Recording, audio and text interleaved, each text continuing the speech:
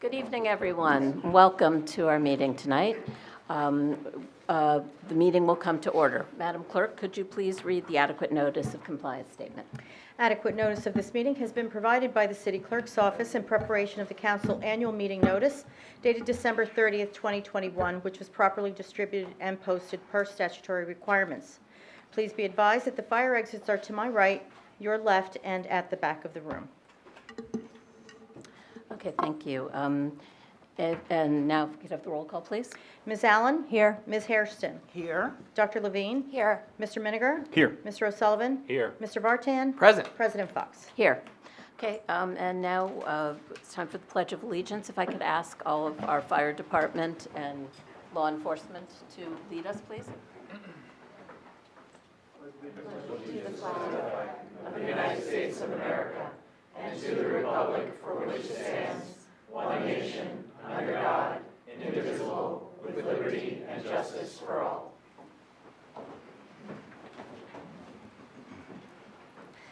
Thank you. Madam Clerk, would you please read notices regarding closed session and hearings and comments?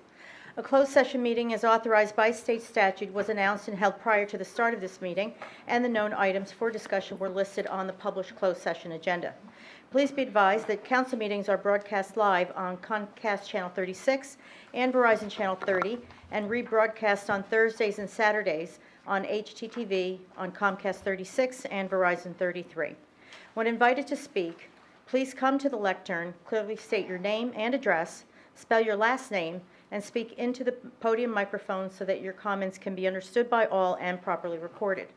Whenever an audience or council member reads from a prepared statement, please give or email a copy to the City Clerk's office at cityclerk@cityofsummit.org. To help facilitate an orderly meeting to permit all to be heard, speakers are asked to limit their comments to approximately 3 minutes or so in length. Unless you are using an electronic device to follow the meeting agenda or need it for professional emergency contact purposes, please turn it off. Thank you. Thank you. And now we're on to approval of the minutes. Do I have a motion to approve the regular and closed session meeting minutes of October 18th? So moved. Do I have a second? Second. Okay, all those in favor? Aye. Any opposed? Motion carries. Now we're moving on to reports. Madam Mayor? Thank you, Council President. Good afternoon, good evening, everyone, and welcome to our meeting tonight. A few announcements. Early voting for the November general election has begun and continues through Sunday, November 6th. The location closest to us here in Summit is in New Providence at the DeCorso Community Center on 15 East 4th Street. More information and a list of other early voting locations can be found at ucnj.org. The City of Summit is actively seeking volunteers from the community to serve on several of its boards and commissions. Each November, we begin the annual process of reviewing volunteer applications and appointing new members. Terms vary from 1 to 5 years of service with an opportunity for reappointment. The city keeps applications active for 2 years. The deadline to apply is November 18th, 2022. A complete list of boards and commissions can be found on the city website at cityofsummit.org/volunteer. Residents can apply online. Please contact the City Clerk's office at 908-273-6400 with any questions. Firefighter Chris Esposito from the Summit FMBA Local Number 54 was sworn in as the New Jersey Firefighters Mutual Benefit Association's newest state secretary at the organization's monthly meeting held on Wednesday, October 19th, 2022. Esposito was elected to the position in September 2022 at the New Jersey FMBA convention by delegates from each of the FMBA locals in New Jersey.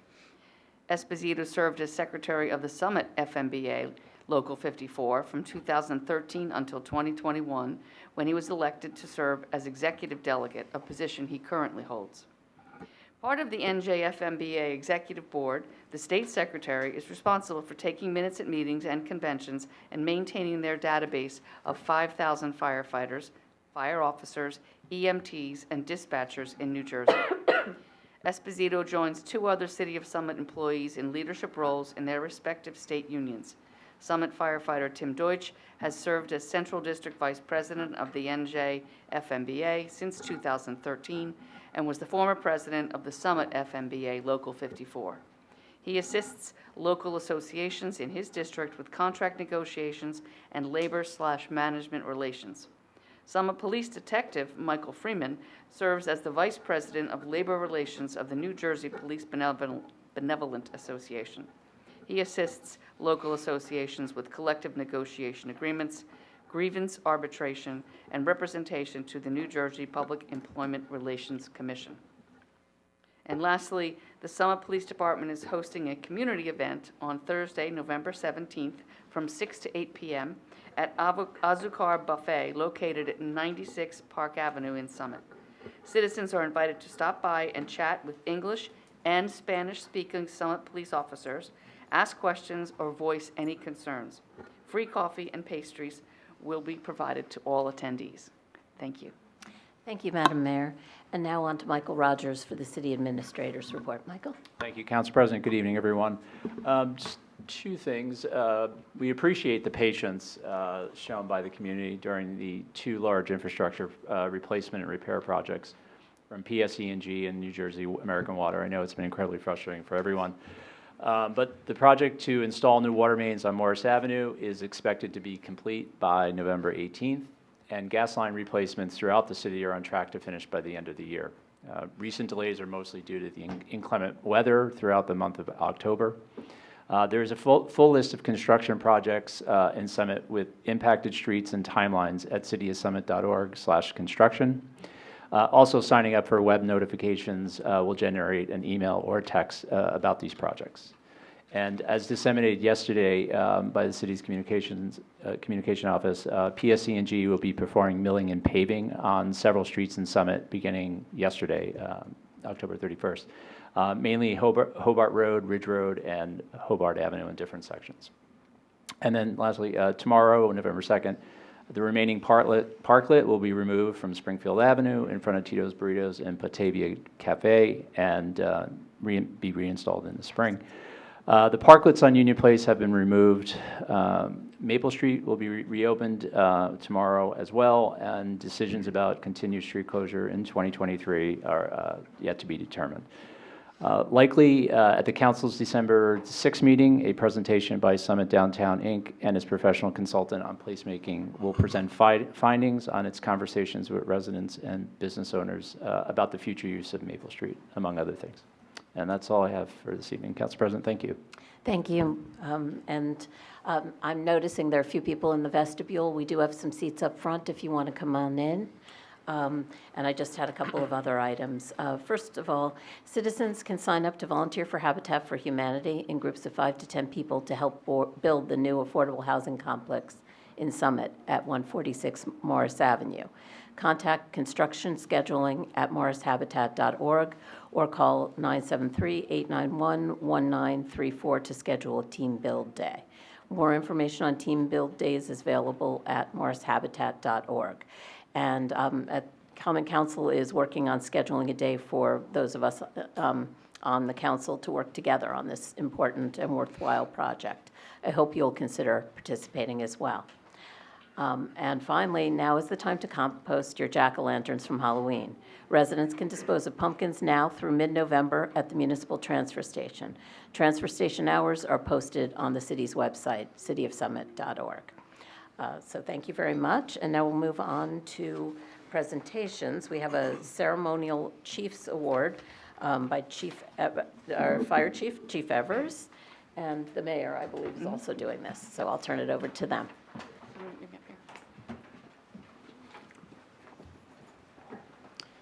For those folks standing in the back, there's still more spaces up front. You can come in and sit down.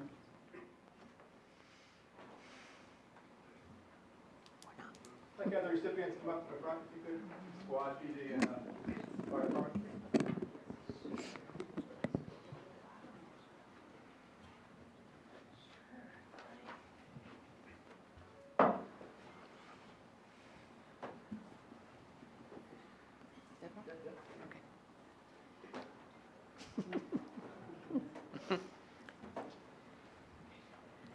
Good evening. On July 28th, at approximately 1:08 p.m., members of the Summit Fire Department, Lieutenant Brian Harnois, firefighter Brian Tavis, firefighter Adam Orr, members of the Summit Police Department, Officer Leonard Franchino and Officer Jenny Ranke, and members of Summit EMS backup crew Anna Boyer, Alex Cohen, and Will Ziff, responded to 190 River Road, 3rd floor, for a report of a male in cardiac arrest.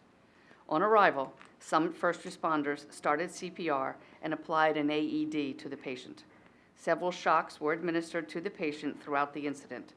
Summit Fire, Summit Police, and Summit EMS continued CPR for approximately 40 minutes. The first responders were able to regain a pulse, and the patient began to breathe on his own.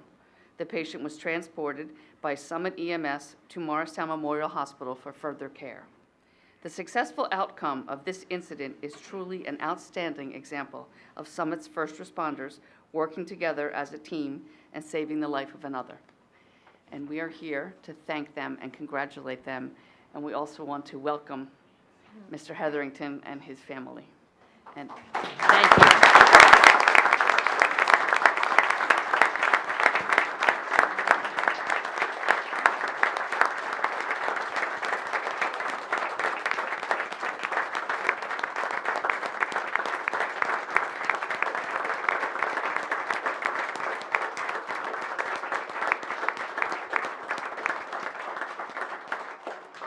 Chief, would you like to present the awards, please? Help out?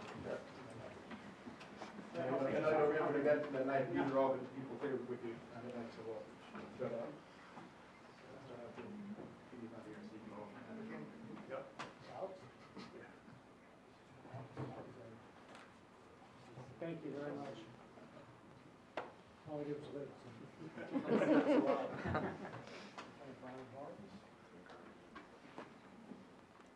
Thank you very much.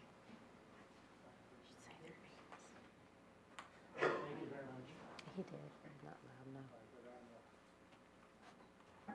Thank you very much. May I get a picture of him? Please, don't. You're in the middle of it. Let's do the whole group, and then we'll do just I don't have to lay down.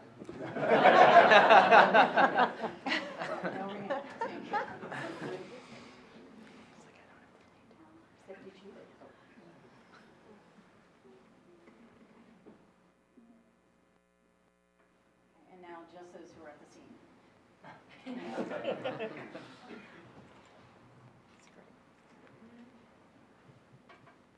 Thank you. Thank you so much. Wonderful. This one, you ready, Ray? What a great, yeah.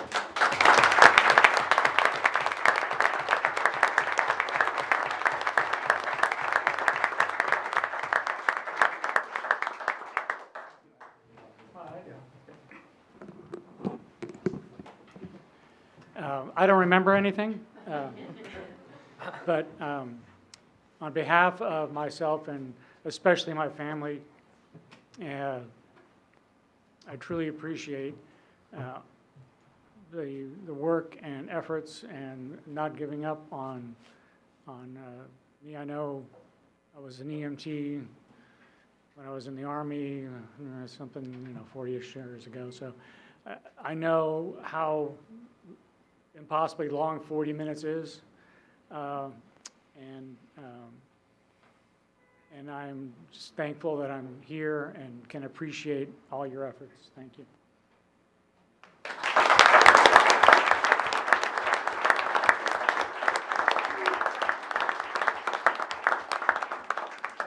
A few people from the department could make tonight, just want to give those, you can pass them on to Dr.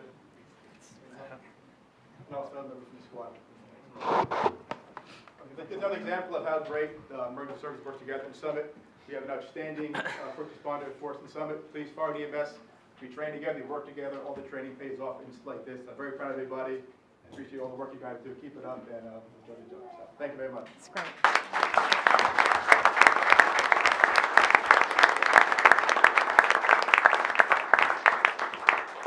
Thank you all very much. This was such a wonderful outcome, and we're so happy to see you here today, Mr. Hetherington. I'm going to give everyone like 5 minutes in case folks want to, if they don't want to stay for the rest of the meeting, I understand. Certainly welcome to stay, but we'll give you just a couple minutes to step out if you'd like. Okay, we're going to get started again. We're going to take one of the capital projects resolutions out of order before we do public comments. So I'm going to call on Councilmember O'Sullivan to introduce capital projects number 1. Thank you, Council President. This is ID number 9961 to accept a donation of a village, for a village green bench dedication. The City of Summit gratefully accepts a donation of $500 from former Summit resident Merowyn Trevisano. This money will be used to purchase a bench on the village green in memory of her brother Michael Trevisano. Michael sadly passed away in 2021 from COVID-19 at the age of 45.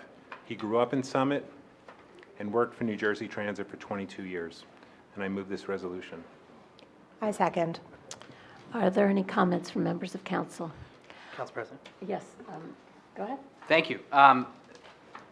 Folks will remember Michael Trevisano, better known as Big Mike, from his 22 years working for NJ Transit and his almost daily visits in the summer to the Summit Family Aquatic Center. As a former lifeguard myself, I was often impressed and then splashed by his eccentric performances off the diving board, and baffled by the speed with which he would fly down the water slide, which is now also named after him. This is a man who made people in Summit smile, and he is missed. I'm thankful to his sister, Merowyn, for this donation, and I enthusiastically support this resolution. Thank you. Thank you. Are there any other comments from members of council? Ms. Trevisano, would you like to speak, or it's up to you. You don't have to. Just for a second, if that's okay. Sure, yeah. Can I do it from here? Yeah, what do we do about, yeah, that's right, just so people can hear you. Thank you. Good evening. Thank you all so much for this. He loved this town. We grew up in this town, or from, 40 years now. He loved the people of this town so much. He loved the Aquatic Center. He loved all of the events that happened on the town green. He loved the Halloween parade.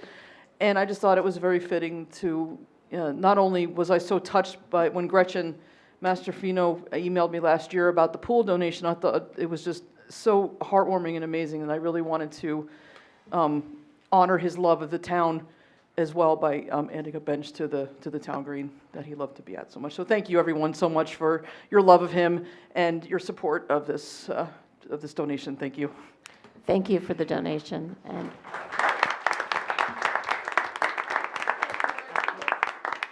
are there any other comments from members of the public? Anything else from council? Okay. All those in favor? Aye. Any opposed? Motion carries. So thank you so much, and we look forward to seeing the bench on the green. So, and now we'll move on to the regular agenda. So the next thing up is public comment. So when you come up for your public comments, please respect, we've got a lot of people here, so please keep it to 3 minutes. State your name and address. And if you have a written statement, please give it to the clerk when you're done. Hi, good evening. Good evening. Hard to follow up all that stuff with these mundane issues. Charles Cusimano, 22 Bedford Road, Cusumano. I just wanted to talk briefly and ask some questions about the Maple Street closure. I know there's been a discussion about possibly closing it year-round. I'm not in favor of year-round closure. I am in favor of some kind of compromise or modified closure. When school is in session, it's closed, or maybe modified on the weekends. And then, when school's out in the summer, I think everybody loves it in the summer. Having it closed year-round, the summertime only would be great. And then another modified schedule, September through, October 31st or so. Because it is a road. It's not a plaza, but a road road is designed to transport goods and people and circulate traffic. And it's one of the two roads that goes cross town. Now, a year ago, I had a few email exchanges with Councilmember O'Sullivan and Councilmember Little about the Maple Street closure, and I was trying to find out if they thought it was a good idea, and they really wouldn't commit, because to me, just on quickly reading it, it seems like a bad idea to close it year-round, just common sense-wise. But they wouldn't commit. They said, we have to do our due diligence, and I said, fine. I did get an email from Councilman O'Sullivan saying that in the long term, the council will be asking the NJ DOT to permanently close Maple Street from Maple Street to DeForest and from Springfield to Union Place. And this closure has been really popular with residents and businesses alike. That's his quote. To me, I was a little frustrated. I felt like maybe the council was only doing the wishes of SDI, but that's just an opinion, and not listening to us. I mean, I felt like I was talking to a lot of people that I would just speak to where I go around town. I hang out with a lot of different crowds, and anybody I talked to would see them like, they would immediately say, why would you want to close it year-round? I also emailed Councilmember Little, and she said that, quote, we are taking tons of public comments, talking to the business owners, discussing at multiple public meetings, and finding out from the state what would be involved in closing the road permanently. And then we will have more discussion at public meetings, hear from the consultant hired by SDI, which is happening soon, and take more public comment and make the best possible decision we can. So what I'm asking for, has the council applied or asked NJDOT to permanently close it?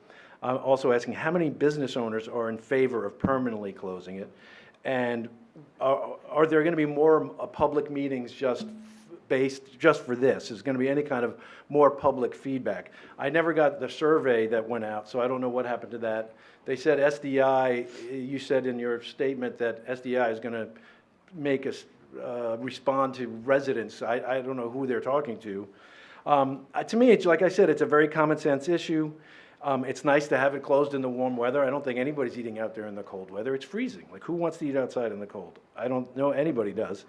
And it's a kind of a, a day-to-day stress. Okay, yep, all right, cool. It's a day-to-day stress, and we're all stressed out enough, and just having that road open would be easier during the school time. Okay, Thank you. Thank you for your comment. I'll just quickly respond, so if the other questions are about this, maybe we can head off some of them. We have tentatively set a date on December 6th for for SDI's consultant to come and talk to us about the Maple Street usage. And it's not just a permanent closure that they're talking about. They're going to be talking about ranges of options from doing nothing to a temporary closure, and how to do some placemaking to make sure that it's being used by as many different user groups as possible, and ways to beautify it, because I know that people have complained about the orange barriers, and then going all the way to possibly a permanent closure. But, we've listened to a lot of folks and listened to a lot of comments, and I was at the SDI meeting a few days ago, so I heard comments there as well.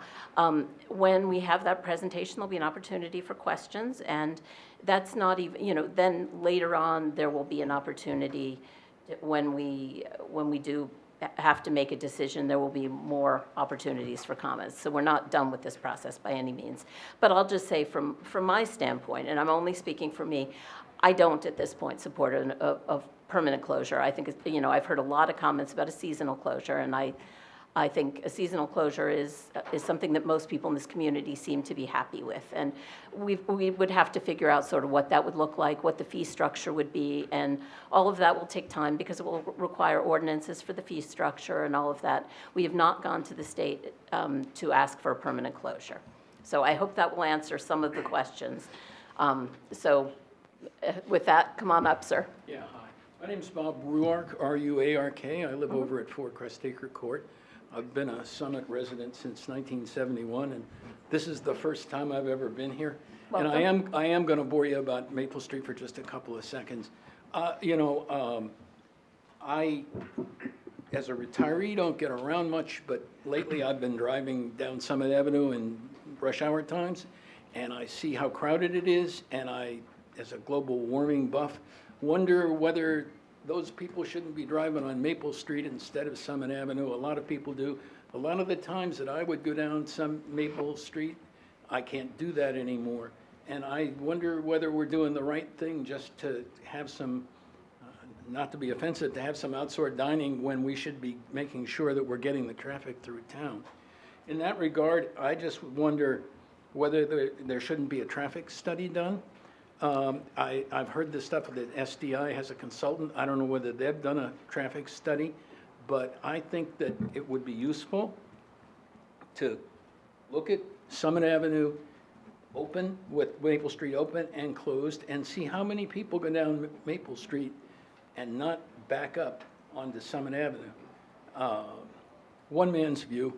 I guess I'm not, as an old-time guy, I can't handle the thought of, I always went down Maple Street and now it's closed. Maybe it's just because I'm old, but I think there's a lot of other people who feel the same way.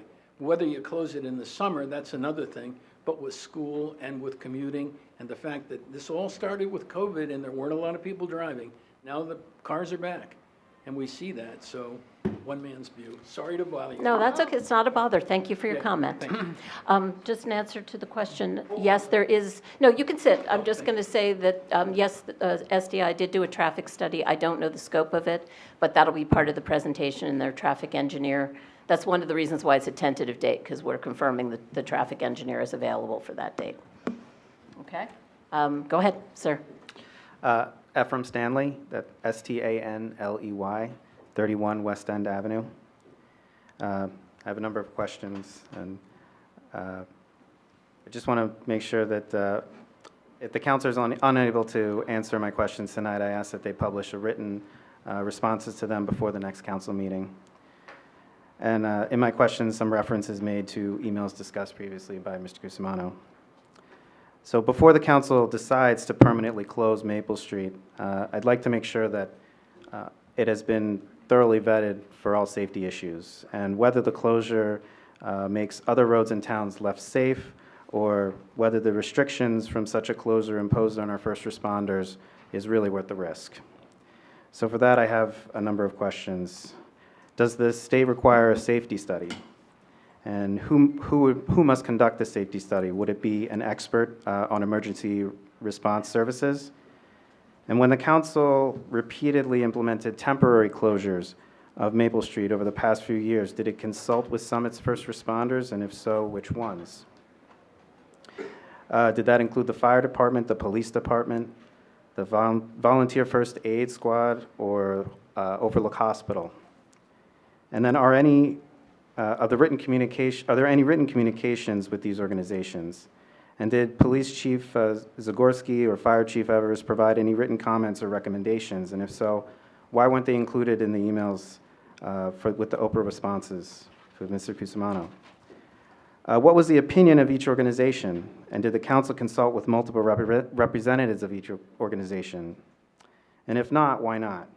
And who from those organizations did the council consult? Sir, can you just say, what organizations are we talking about here?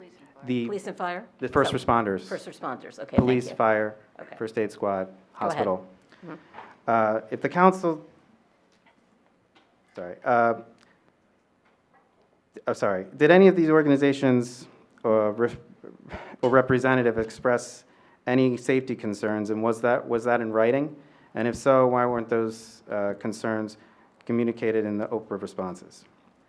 And if the council decides to pursue a permanent closure of Maple Street, will it again, or for the first time, consult the Summit's first responders? Again, the police, fire, volunteer first aid squad, or Overlook Hospital? And will the council obtain written recommendations from these organizations? And will the council consult multiple representatives from these organizations? And if so, who would those individuals be from those organizations? And then finally, will the council publish results of a safety study and communications with the Summit's first responders? And when will that information be made public? I'll make sure that these questions are posted to the Yeah, email. do you mentioned. have a written version of those that you can provide to us? I do, but this just has my notes. I will make sure that Okay, it's 'cause that submitted was a to lot the of email questions. mentioned in the Mo- start. I cannot answer any questions about what was or wasn't in an Oprah request. I can tell you that that is part of our property use decisions, and all of our, street closures, parklets, all of that, the police chief and the fire chief and whoever they bring in as part of that are as well as our engineer, are all consulted on the safety aspects of any kind of action like that, any sidewalk cafe, any parklet, any street closure, temporary or permanent. I can't tell you what kind of paperwork was done, but there was a consultation process. Okay, so. And that information will be published. If it's available, it will be made public. Thank you.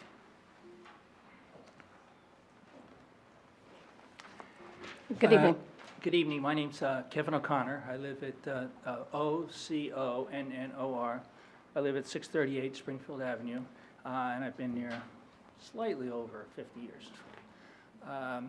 I'm here because I want to get involved with this street closure proposal on Maple Street.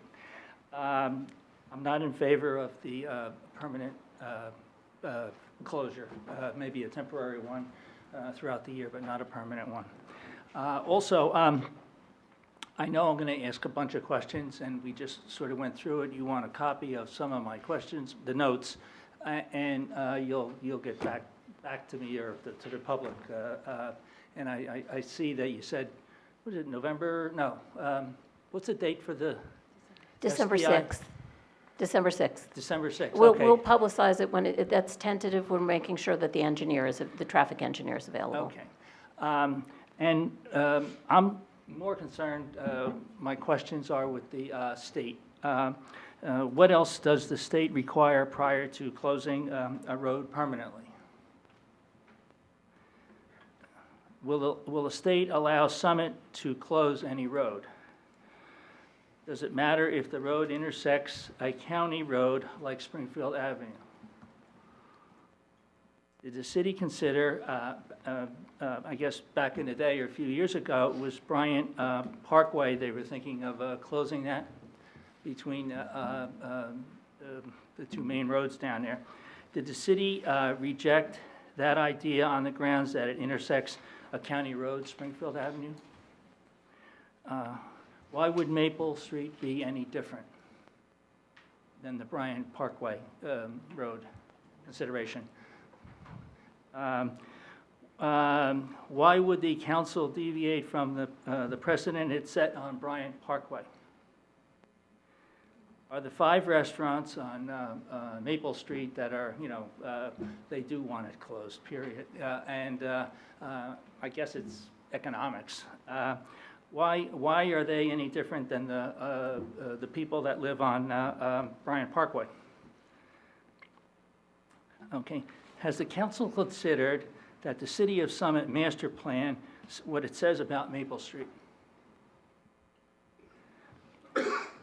Part 3 of the master plan is titled Circulation Plan Element and focuses on the movement of people and goods throughout the community. According to the overall policy statement of this section, quote, an understanding of circulation patterns and issues in the City of Summit is a critical component of the development of land use policies and the establishment of design standards. Decisions and recommendations regarding circulation issues have direct impact on public safety, overall quality of life for the community. Has the council determined how a permanent closure of Maple Street would impact the circulation of traffic in town? And you said you're going to have you're going to get a traffic. I'm going to ask you to wrap up, but I think some of these questions are premature because at this point we have not had a presentation from SDI, from their consultants. So I think, some of these questions, what I'm telling you is at this point, we have not decided to do a permanent closure. Okay. And I don't support one. I can't speak for my colleagues, but I think, this is the information that will come out in this presentation, and that will be a good opportunity to ask some of these questions. Okay. We don't have the results of the traffic study. We haven't seen them yet. Okay. So you don't want my contact information? Your contact information? Yeah, no. Yes? Well, you can give it to us if you want to just provide it to the But clerk. I'm over 3 minutes now. Well, right, you can email it to the clerk, or if you have a piece of paper, you can hand it to her. I will get you the list of these questions. Yes, Yeah. yes. Okay, Okay, thank you. Fine. Good evening. Hey, I'm Bob Pulowski. I live at 3 Crestacre Court. I'm going to have some questions too, and like Mr. Stanley had asked, if the council's unable to answer my questions tonight, I ask that it publish written responses to them before the next council meeting. I hear you guys talking a lot up here about how no decision's been made about permanent, yet I read 108 pages of documents that were provided pursuant to an Oprah request, and it really looks like it is going in that direction. And that's why I'm here, because I want to ask some questions about that. I want to know if you guys have been asking questions, or if SDI asked the question of, are you in favor of a permanent closure of Maple Street? Did SDI survey ask for that opinion? Or did it just ask whether people like eating outside, or if they'd like to be able to continue eating outside? I think you're going to have to wait for the report, because I honestly don't recall what the question was. Okay, well, so that would probably be a problem with any such survey informing you guys if, as some of us suspect, permanent closure of Maple Street is on the table. How many people did SDI survey? Did SDI survey limit its participants to residents, property owners, and business owners of Summit? If not, what percentage were actually in Summit? And why should it matter what anybody else thinks about what we do with Maple Street? From what I can tell, and this has been reinforced here a little bit tonight, any due diligence the council's conducted on this issue so far is lacking. If you're planning to permanently close Maple Street, you're going to have to do better. You're going to have to comply with proper standards and comport yourselves as the trusted representatives that we hope you all are. The city deserves to know, when this is all over, what are the pros and cons of any closure of Maple Street. And on the pros, we want to hear more than just the fact that people like to eat outside sometimes. On the cons, please be honest with us. You owe it to the city to be transparent and publish the bad with the good, so that the public comment you claim you want will be an educated one. Your role to the people in Summit is as a fiduciary. And I want to know if the council will complete the rigorous due diligence process that's necessary to comply with the applicable New Jersey statute for this, which is NJSA section 40:56-68. It's a pretty tough and rigorous 5-part conjunctive test. And I want to know if you're going to address all those prongs and do your research on those before entertaining any vote on the closure of Maple Street. And if you won't do that, I'd like to know why. Under that statute, you have to come to the conclusion, among other things, that pedestrian use is the highest and best use of Maple Street. And some of my friends here have said already, there's only 2 streets in town that connect the north and the south, and that's one of them. I'm going to ask you to finish up now, please, sir. Okay. If you have those written questions, if you can I'll provide send them them to in. the clerk. I'll send them in and then some. Listen, to close, I just can't figure out why there would ever be any debate of closing such an important street permanently, and in my opinion, otherwise, but I understand that some folks don't agree with that. Honestly, I have myself thinking, is this some kind of a progressive pet project that somebody on the council has? Or are you trying to leave some kind of a personal mark or legacy on Summit by closing Maple Street? I hope not, and I hope it's not a precursor to closing more roads and turning Summit into some kind of an urban center instead of the suburb that we all love. Thank you for your comments, sir. Good morning, good afternoon. Good morning. Good evening, whatever. It's already been a long night. Good Yeah. evening. Good to see you, Mr. Melchiona. Thank you, Tom. Well, there was a World I Series. usually see you in the morning at SDI. That's, Yes.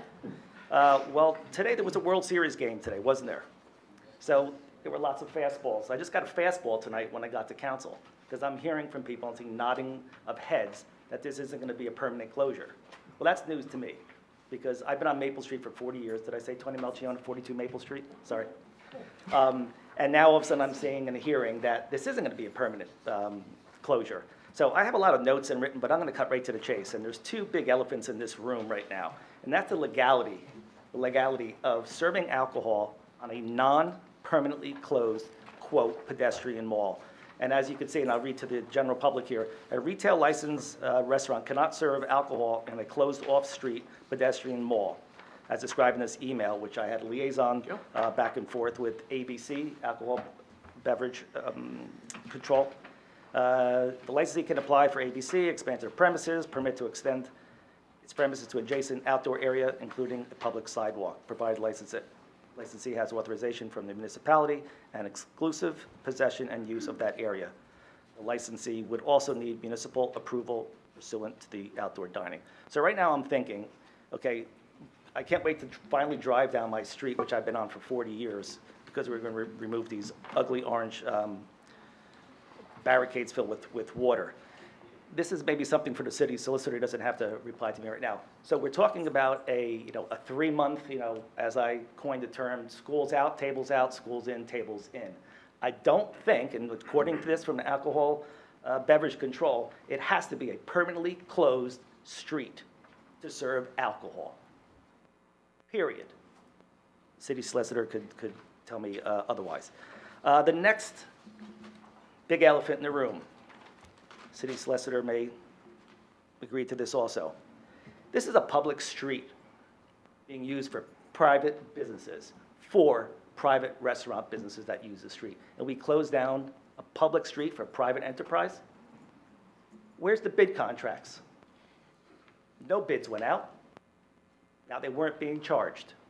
But if one day this turns into some sort of pedestrian mall and there's restaurants out there, eateries, whatever, and the square footage on the January 16th meeting that we had, and many people were here in attendance at SDI, Nancy Adams, the SDI director, all of SDI executive committee, Rita McNanny, personal parking services, city planner, I don't remember his name right now, Aaron Schrager, who's here tonight, DCF, and also Dylan Baker from the Summit House.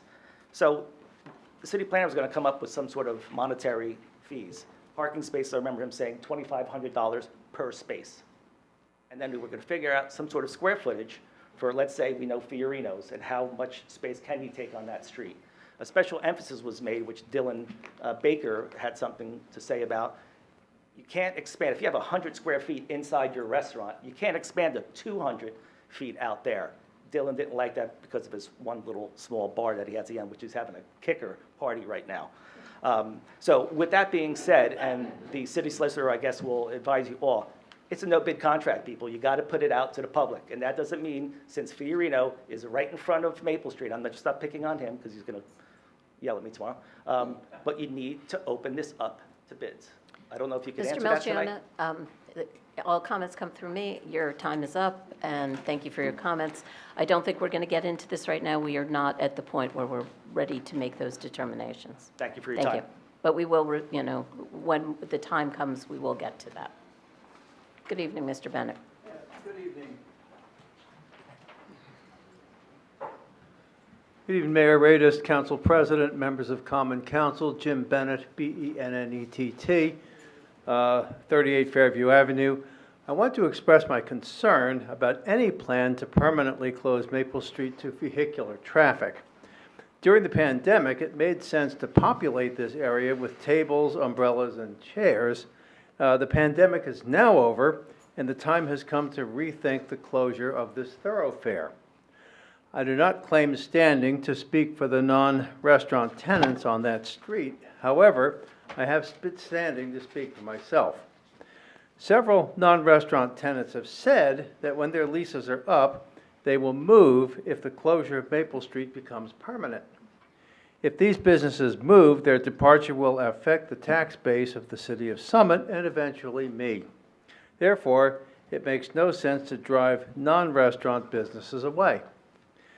And even the utility of permanent closure to restaurants requires closer scrutiny. My daughter lives in Los Angeles, where outdoor dining with heating lamps is feasible year-round. In these latitudes, however, outdoor dining is not. With heating lamps, outdoor dining might make sense through October and resume in March, but no inundation of heating lamps will make outdoor dining tempting in the dead of winter in New Jersey. Finally, you will hear others talking about the wasted time in traffic to deliver elementary, middle, and high schoolers to their morning destinations. And closing off Maple Street will divert emergency vehicles when minutes count in saving a life. Council needs to explore other solutions. For example, during the summer when school is out and people are away, the disruption to closing a segment of Maple Street might be minimal. One could even have attractive pavers to make the street a pedestrian mall during those months and on weekends. The pavers should accommodate, however, vehicular traffic so that during the school year, on weekdays, there would be no disruption to the school flow of traffic. Thank you. Thank you. Good evening. Hi, my name is Bruce Thurkoff. I'm the owner of 26 Maple Street in Summit, and I've got some comments here and copies of Want them distributed?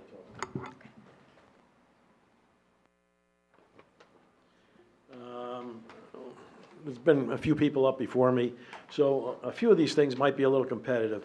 But just like the gentleman before me mentioned, the reason for the outdoor dining was to allow restaurants to serve customers outside, as indoor dining was restricted to only carry out orders during the pandemic.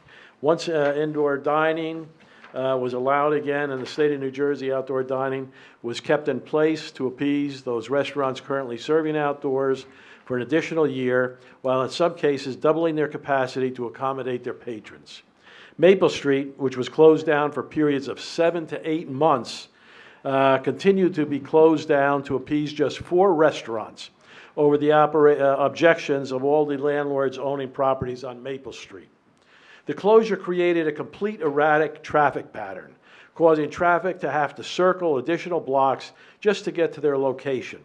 Construction vehicles that were doing work on buildings on Maple Street had to park 2 or 3 blocks away from the site they were working at, and forced to walk back and forth every time they needed additional supplies or tools to complete their work, causing higher costs to the landlords due to the additional time being charged. Supply trucks are double parking to drop off their food and orders, adding to the traffic chaos. North-south traffic had to be redirected to Summit Avenue, with more stressful, having to make adjustments, redirected to Summit Avenue with emergency vehicles, having to make adjustments which could have made their efforts more stressful, as seconds could cause lives at risk. The roadblocks prevent adequate street maintenance. I have spent numerous hours sweeping my building's sidewalks, as well as a street curbing that at times looks like a dump. With your barriers there, they don't get regular maintenance, you know? So, unless the landlords, and I don't own a restaurant, so I'm out there sweeping everybody else's garbage up. It's my understanding that the surveys were distributed to 4 different groups, each one with a different language, with some trying to influence the groups with positive language, as if everyone was for having a mall. All these surveys were tainted. I've spoken to people that do surveys for a living, and they all laughed at how they were presented. I am told that the landlord surveys were limited to only landlords on Maple Street and up to 200 feet adjacent to Maple Street. Who in the right mind would think that the, I'm saying terrible, traffic pattern doesn't affect all the owners downtown? I was never notified or contacted. Although originally I was told I would be interviewed. And then told later by the SDA board that there would no longer be an interview. Mr. Thurkoff, you've gone well over 3 minutes. If you could please wrap up. I just have a little bit more. No, there are a lot of people standing behind That's you. been 3 minutes? Your 3 minutes is well up. You're done. You can finish your sentence, and then you're finished, please. Let me just... No, sir. You sit down, please. There are other people behind you waiting. Thank you. Come on up. Good to see you, Mr. Stewart. Madam Mayor, council members, fellow citizens, city employees. I am here to talk about not Maple Street. I'm here to talk about Morris Ave and Springfield. There are lights. I understand that these are county roads and the county has jurisdiction over those, but those roads have traffic lights on them. And at Morris Ave and Kent Place Boulevard, the traffic lights basically are what I would call dumb traffic lights, as far as I can tell. You can go there during the day, and you can stand there for like whatever it takes to cross the road. You press the button and you wait a period of time. You can go there at 10 o'clock at night. There's not a vehicle anywhere in sight in any direction. You still have to stand there because somebody could come flying over the bridge without notice.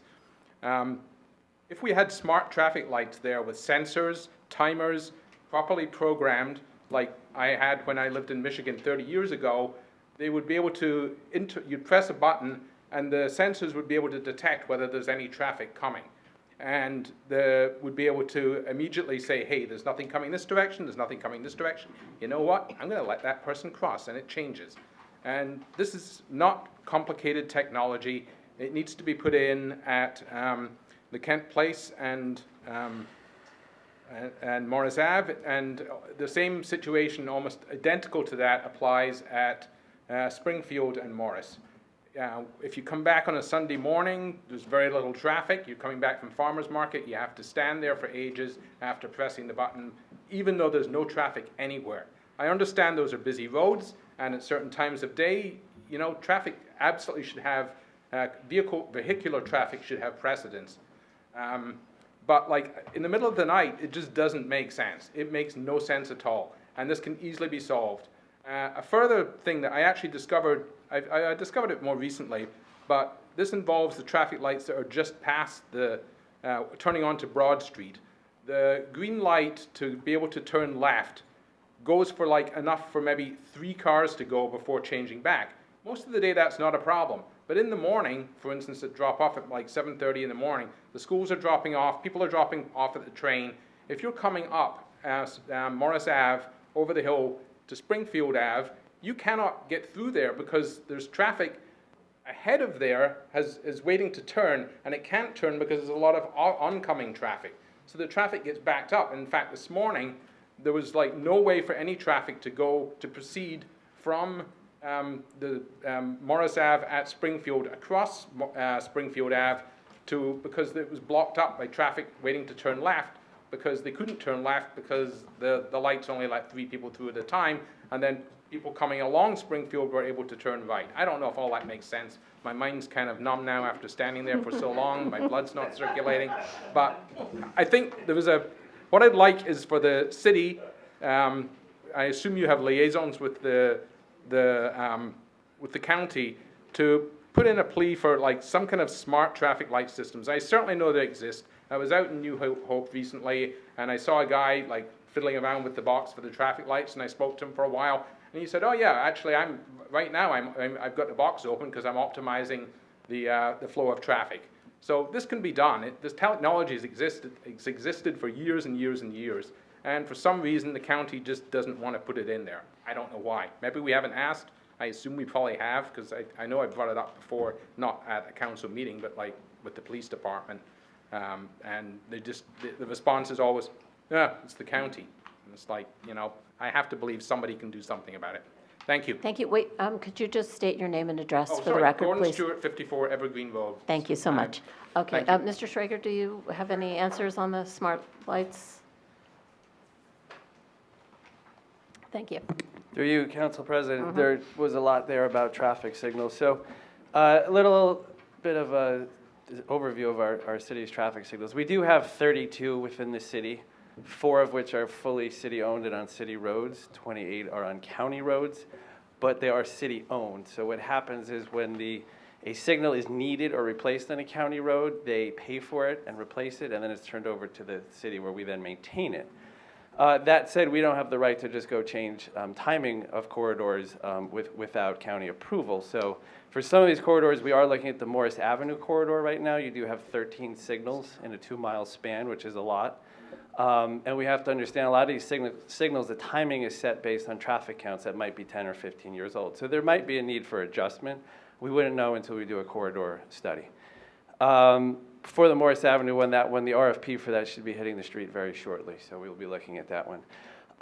The smart signals, a lot of them do have the camera detection technology, so, and then the pedestrian buttons should work. It sounds like Mr. Stewart identified two that are not functioning right now. We don't check them every day. We do rely on users to report it, so we will have someone from DPW check them out tomorrow. We also are currently just started our annual inventory of the signals, in which they look at every signal we have and identify any repairs that are needed. Additionally, I know he spoke of Broad Street and Summit Avenue. Same thing, timing would need to be looked at there. It's the first report I've heard of that we've had trouble there. I know we have some situations with pedestrian and vehicle conflicts there that we have looked at, but changing the timing is something we could do. We just have to look at that signal individually. Okay, thank you, Mr. Schrager. That was very helpful. You know what, this isn't the time for that. If you want to send an email to me or to Mr. Schrager, we can do that. Thank you. Come on up. Good evening. I'm Brian Gagnon, and I reside at 27 Bedford Road. I lived in Summit for 30 years, and I have never spoken at City Council. I timed my speech in exactly 5 minutes long, which I know is longer than your requisite, but I hope you give me the full time to get my points across in my once in 30-year history. Sir, I'm sorry, but, I don't mean to be difficult, but there are other people waiting. It's 3 minutes. If you want to send a letter, if you have questions, we're Then I'll happy to speak take them. fast. Okay, Thank go you. ahead. I'm here to discuss your clogged artery issue we have in town, and I've come with a solution to fix and generate more revenue for the town. There are 3 primary streets through Summit: Summit Avenue, Morris Avenue, and Maple Street. Choking off one of the major arteries has single-handedly caused citywide traffic angina, and this is before any decisions are finalized on Broad Street West project, coupled with the influx of people and the overbuilding happening in close-in Chatham. Now, I personally like outdoor dining, and I applaud you for moving quickly out of necessity at the beginning of the pandemic to help safeguard our residents and provide an outlet for the restaurants to stay in business. However, permanent closing Maple Street is not the way to solve this issue. The pandemic is coming to an end. We must fix this traffic issue and the deplorable conditions in our downtown space now. There are over 200 outdoor restaurant seats in Summit, including but not limited to Roots, Finn, Summit House, Piatino, Fiorino's, and Wimberry's. Simple Math shows 200 seats turned 3 times a day at $50 a seat at 120 days a year is over $3.6 million of additional revenue to these restaurants, with limited, if anything, going to the city, using city property to expand their businesses. But I didn't come to give you facts. I came to give you a solution. The solution is expand the sidewalks on Maple Street to their maximum capacity, which is exactly 4 feet on either side, the width of a parking space. Eliminate the minimal parking that exists on Maple Street and allow tables to be set up on the sidewalks, similar to the Office, Wimberry's, and Committed Pig. Eliminate all parklets because these are a major eyesore conceived out of necessity and left to deteriorate over the past several years from neglect and substandard construction and maintenance. Then, to generate revenue, the town should charge these business owners substantive revenue for the sidewalks in addition to permit fees. I've already given you on the math how restaurant owners are making millions off of additional seating, and I'm likely low by half, because everyone knows you can't eat dinner at Roots or Summit House for $50. Hold every restaurant accountable.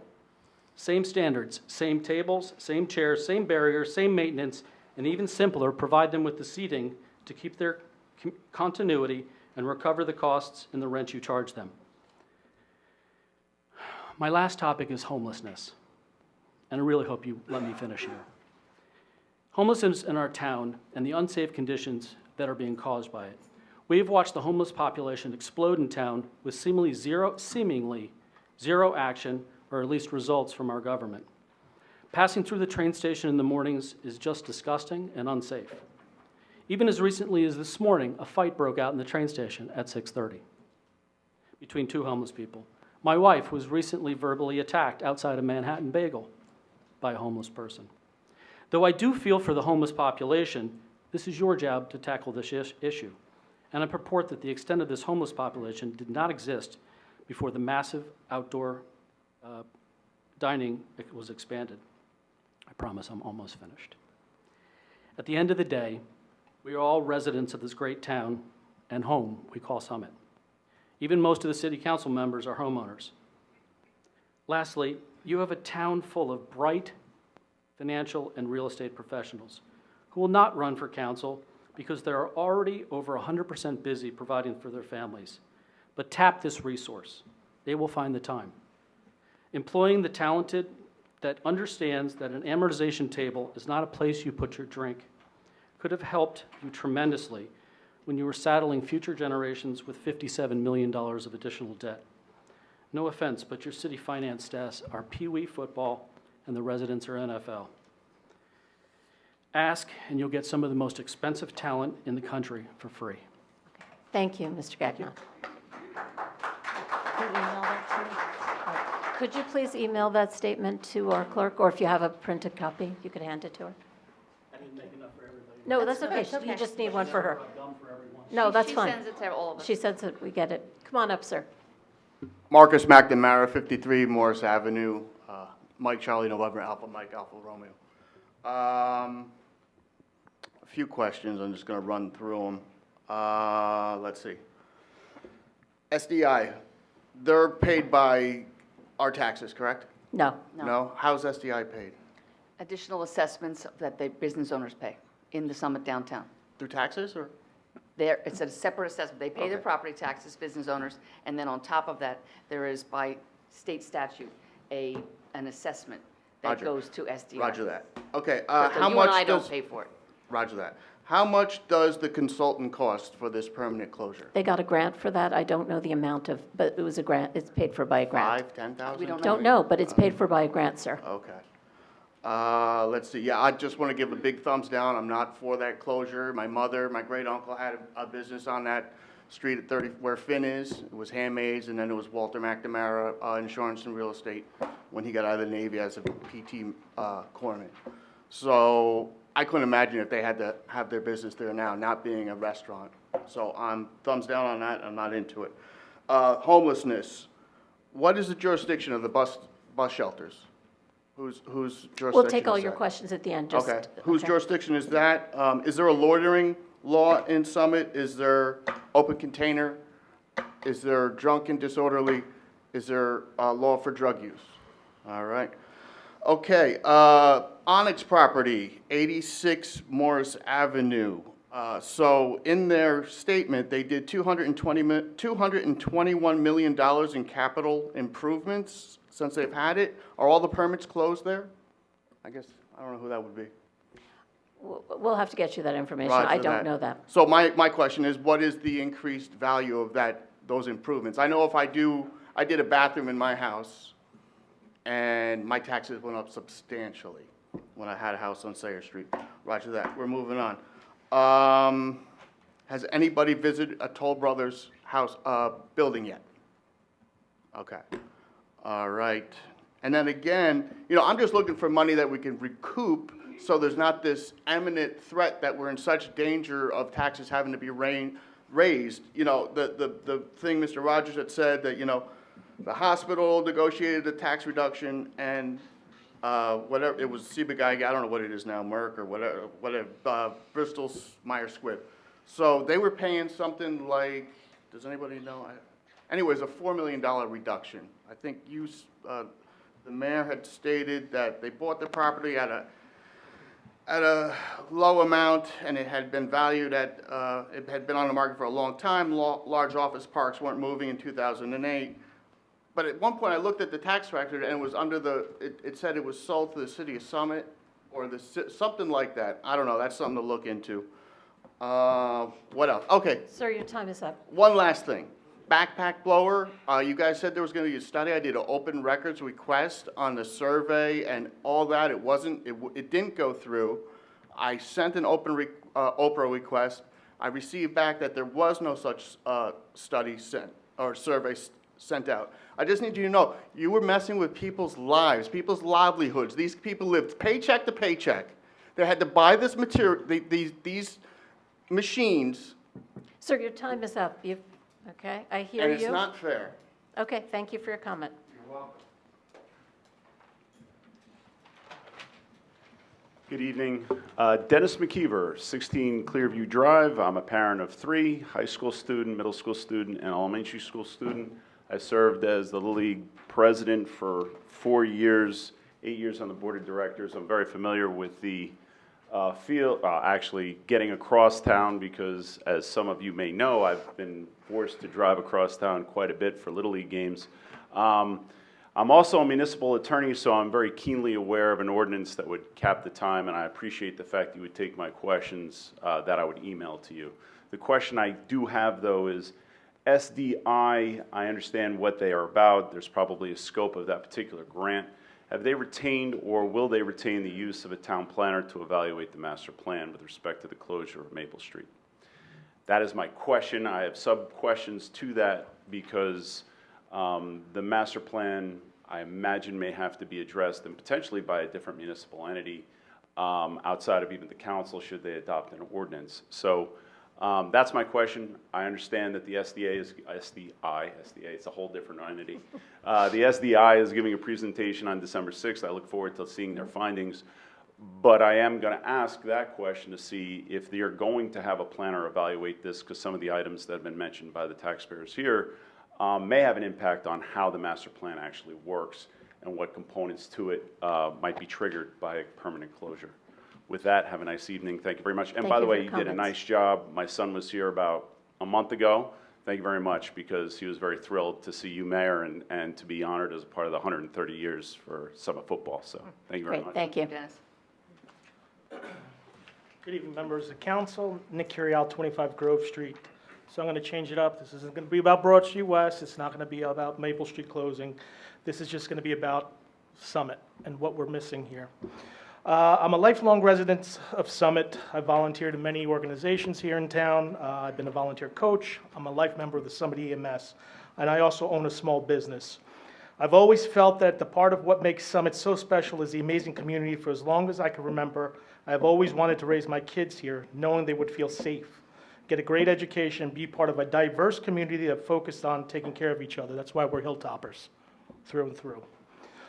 Unfortunately, I'm growing very concerned. In the last few weeks, there's been some incidents that have been happening in and around the train station, Union Place, the bus stops. One of them just last week, there was an incident in Dunkin' Donuts where a former homeless person that used to live in Summit came back again, got into an altercation with a female customer. From what I understand, coffee was thrown on her, a chair was, whatever. I'm not going to go into details.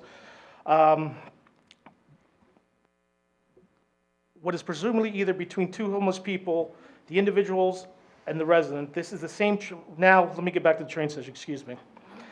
In 1 week, there has been 2 fights at the Summit train station between what is presumably either between 2 homeless individuals or a homeless individual and a resident. And just this morning, like Mr. Gagnon said, there's been videos that have been showing of a fight that broke out. There are kids that are walking in this train station every day when they leave school or either walk home or come downtown. Every parent should be incredibly concerned about what's happening at the train station. I got a question. What if there's a confrontation while the kids are walking through and one of the children gets injured, if there's a fight or something? Who's responsible? Who takes the responsibility for that? I have 2 children who frequently go downtown with their friends, and I've always told them, stay away from the train station. And now, especially now, I don't even want them even going in that building. One of the many reasons why Summit is a desirable place to live is because of our Midtown Direct train that takes people back and forth to the city. Now, if the rumor starts that it's not a safe place, I mean, we're going to see more and more people not wanting to come to Summit, buy homes, or commute through the Summit train station. We're a very compassionate town. We always want to take care of our own. We need to ensure that everyone are treated with dignity. And because of the numerous nonprofits locally who could bring us and help these people, such as Grace, Family, Promise, Bridges, many of us feel like, you know, what can be done? I want to ask you, Mayor, and this is...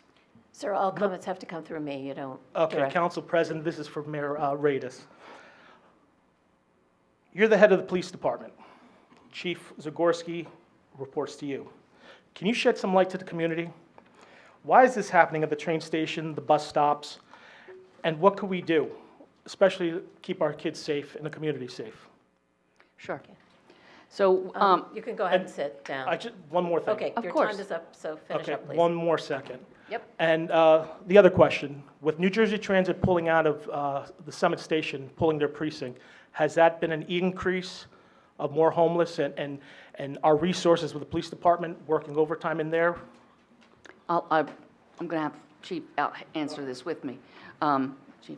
But, so, yes, we have noticed and we are aware of an increase in the homeless in our community. It's not explosive, I won't use that word, but it certainly has increased. We had a meeting last week with the head of Bridges, and we have a couple of things. One, they've hired a case manager who is going to be working with our police officers to identify who all these folks are, what's the profile on them, and then try to get the right way to help them. We additionally are going to be working with the Housing Authority to get vouchers for apartments. They're called export vouchers because the reality is a voucher from, and the money has to come from HUD. The reality is a HUD voucher is not going to pay for an apartment in Summit. But these vouchers are used in many other towns that are probably east of us. So we're working with them on that, and we are aware of that. I don't know if the increase in the number of homeless in the train station is related to transit, but I'll let Chief answer that. And then also, transit had, the train station had been closed for several years. It's the first year I was mayor, we got the transit to close it from like 2 to 4, and then 2 years ago, they opened it up again. Now they've just closed it down again between 2 and 4, which that doesn't solve a problem. It just moves it outside. So, and Chief had dealt with New Jersey Transit on that. There is, unless a homeless person is, and there is no we don't have a loitering law in the state of New Jersey. So people can stay in public places as long as they are not creating a disturbance. The gentleman who you're referring to, who had been homeless for a long time in Summit, often was living on the ramp at the library.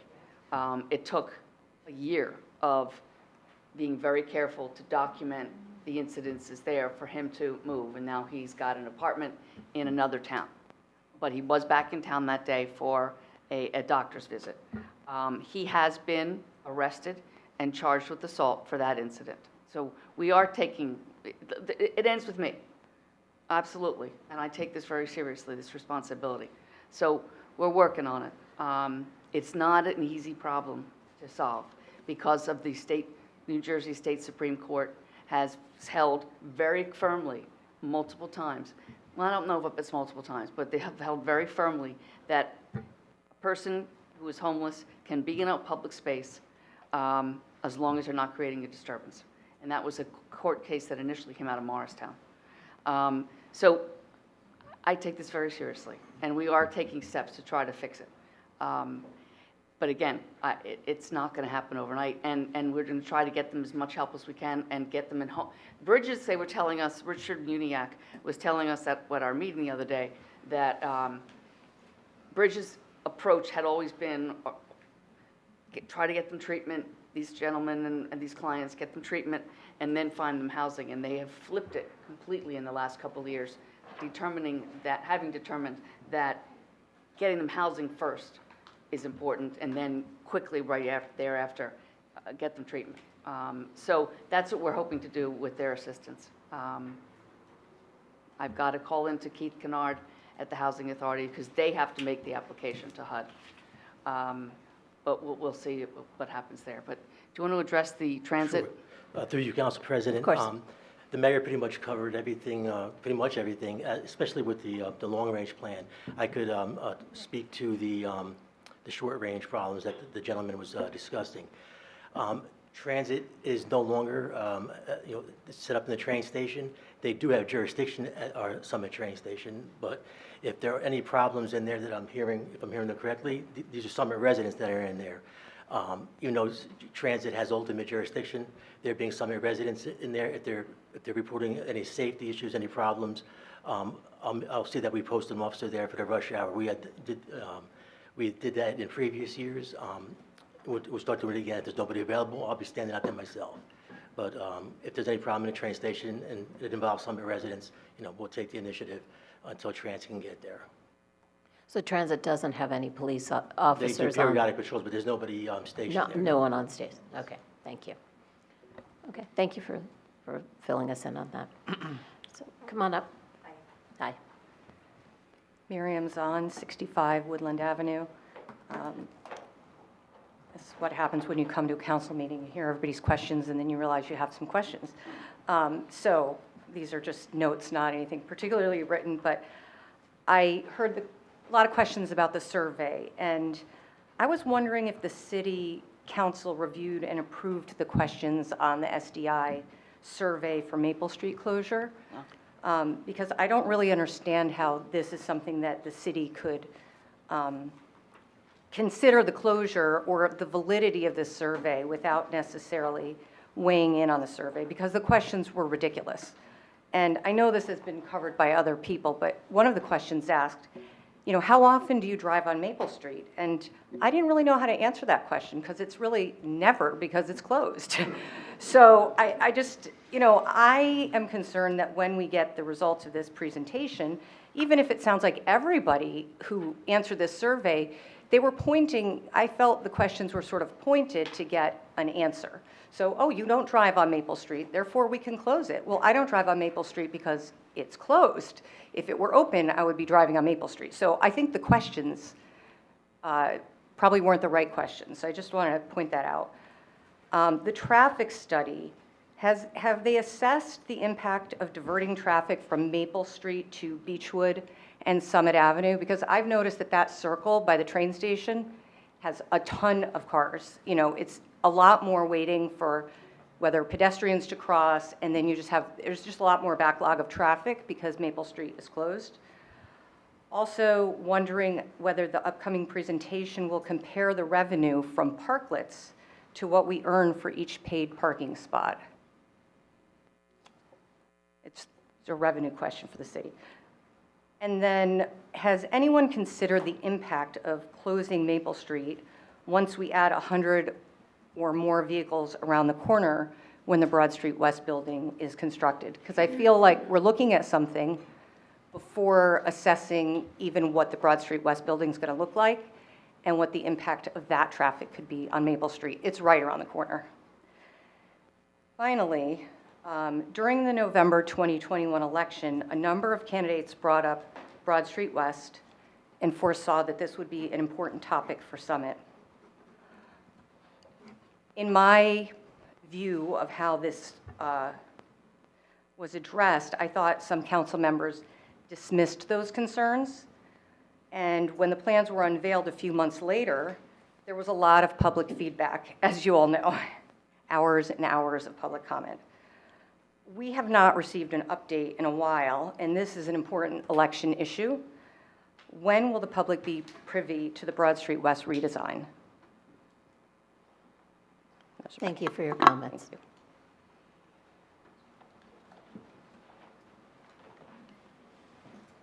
Good evening. I'm Gil Oren.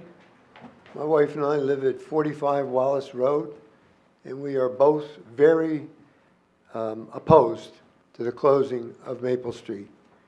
And I want to say that at the outset. I was here in May when you passed an ordinance to close it, at least until the end of November. And SDI, at that time, favored the closure. So the survey is going to tell them what they want to hear. I served on SDI for 10 years, and I enjoyed my time, and it's a great organization. They don't call the shots. The public calls the shots. And you heard from the public tonight, and from both sides, and the public is generally not in favor of closing Maple Street, maybe during the pandemic, but not otherwise.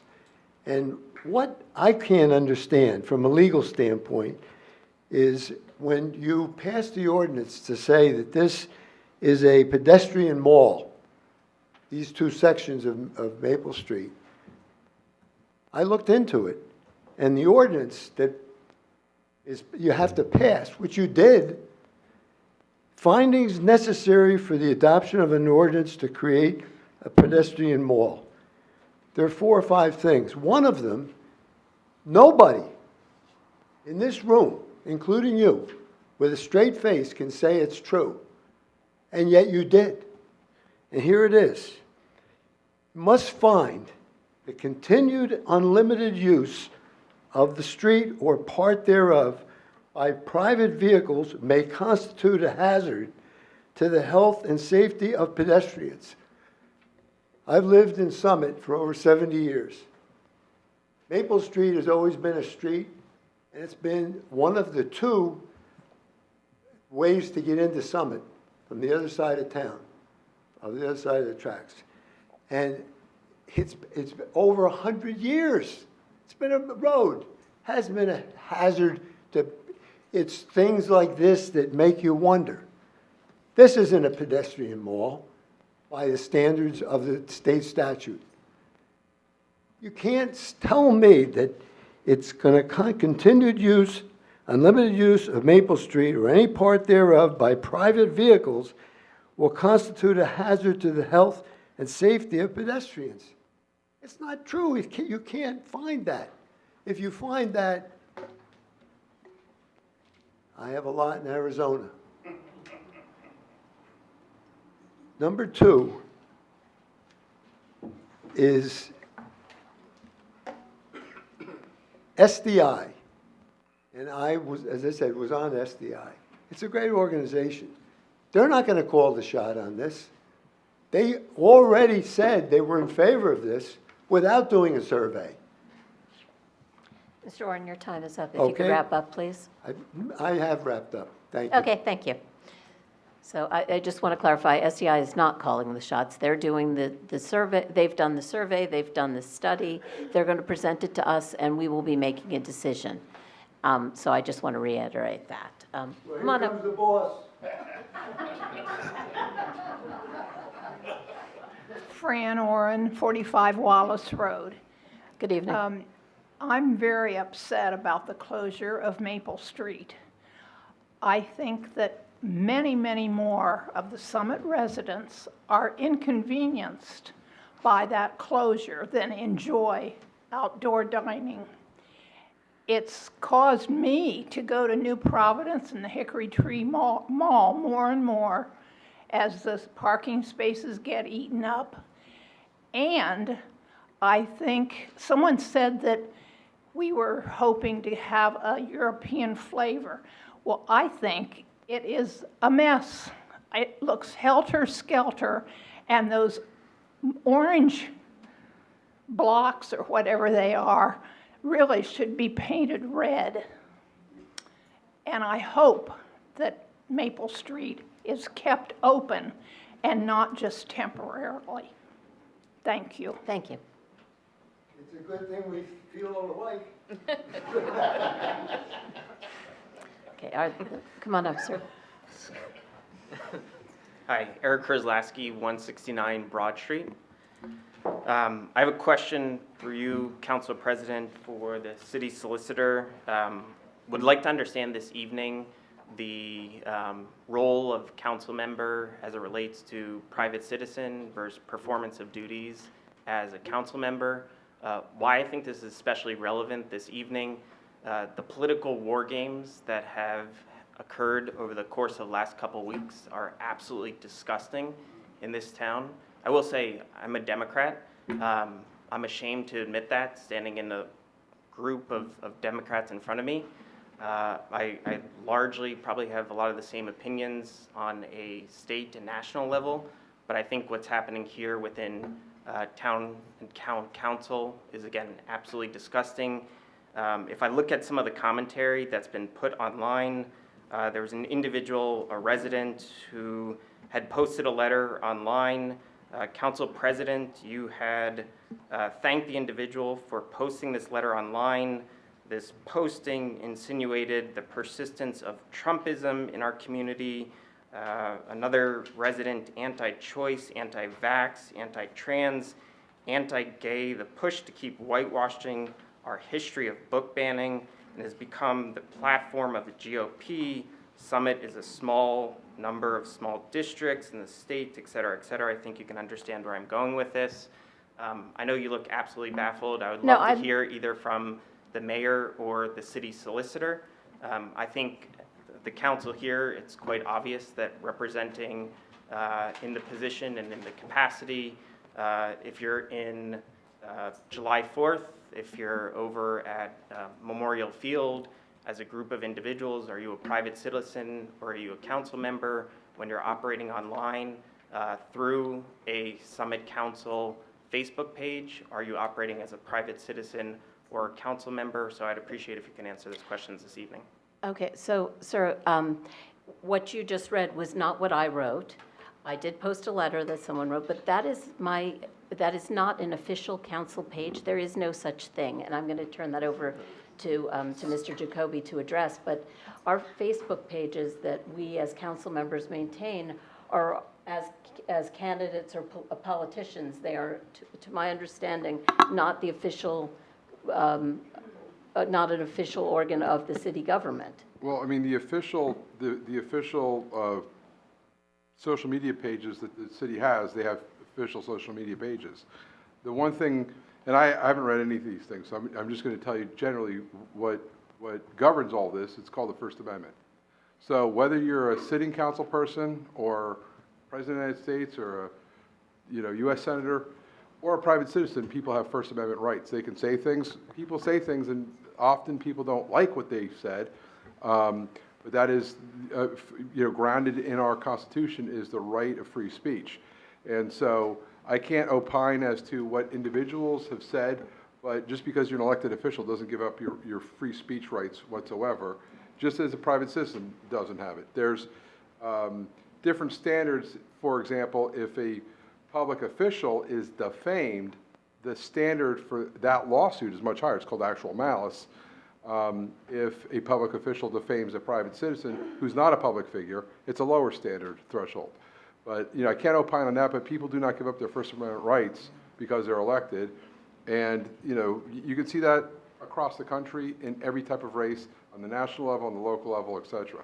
Yeah, and I would like to think in Summit we're better than that, completely understand First Amendment rights. Sir. If I think about, you cut me off, my 3 minutes wasn't over. So Fine. if I look at the New Jersey state of government, council impartiality, I'm just personally as a resident, I'm very, very concerned.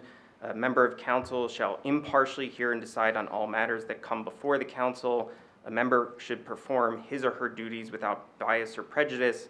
A member shall not, in the performance of council duties by words or conduct, manifest bias or prejudice, including but not limited to bias or prejudice based on race, sex, religion, national origin, disability, age, sexual orientation, or socioeconomic status.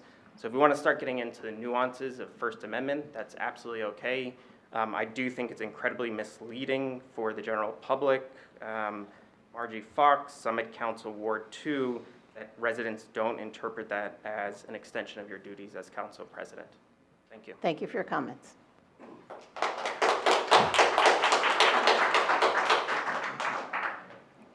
Hello, my name is Fred Clemens. I live on Orchard Street. And pretty much everything I was going to say has been covered because of this situation. But my main concern is pedestrian traffic, motor vehicle traffic, and bicycle traffic. And with the sidewalks being overrun with tables and chairs and everything, pedestrian traffic has been restricted to a couple of feet of width in some spaces. I mean, it's still there. So you either make it so this thing is going to be permanent, the street closure is going to be permanent, or and accommodate, or don't close it at all and go back to normal. It shouldn't be about, making it convenient for restaurants to have more table area. Have it so it works for the pedestrians too. Because sometimes some places on I keep forgetting names now. On Union Place, you have the sidewalk there, you have tables coming out from the businesses, so you only have this much space to walk through. So it's not like it used to be. Sidewalks were made for pedestrians, not for tables and chairs. You can eat outside anywhere you want.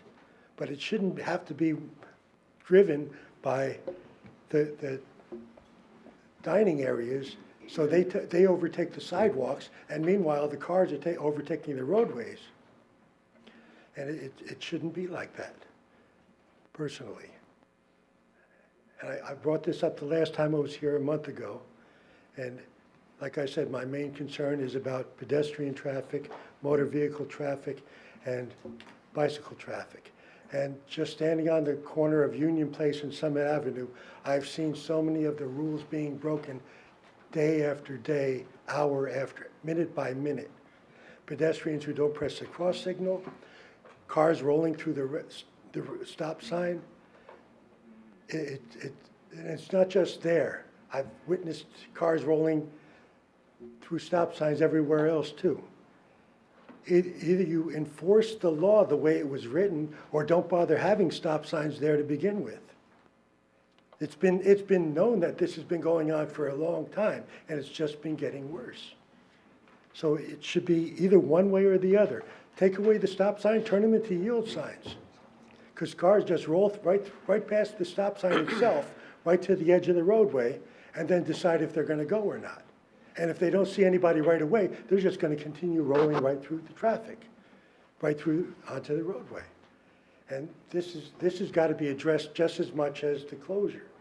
Even with regard to the Maple Street light, I brought up that for each time, the light is green on Springfield Avenue for 45 seconds, but when it's red, it's for 30 seconds. Sir, your time is up. If you could please Either way, wrap you up. can't go right or left. Okay, thank you, sir. Good evening, Delia Hamlet. A couple of questions just stemming from the audience and speaking with neighbors. When will the public hear their answers to all of these questions tonight? There was a lot of questions that. Because I have asked some questions in the past and I never got an answer. So I'm just wondering, when will these people get an answer to every single question? Because I think that's the frustration in the audience. It's just a question. Some of these cannot be answered because there are things that are, a lot of these were about Maple Street, things that are not in our control that will not happen till after the December 6th presentation. We don't have the answers to what the the questions that were asked, the surveys, all of those pieces of information we cannot provide now. I just don't know. Yeah. Right yet. But we don't have the answers to some of those questions. The ones we can answer, we will answer. And if there's something But in that general, when, it doesn't even have to be about this meeting, when does the public hear the answers to the questions that people ask up here? I'm just... To be honest, this is public comment period. It's really not public question and answer period. That's kind of what it seems. But we try to answer whatever we can answer. Some of the questions are not possible to answer. And, Understand.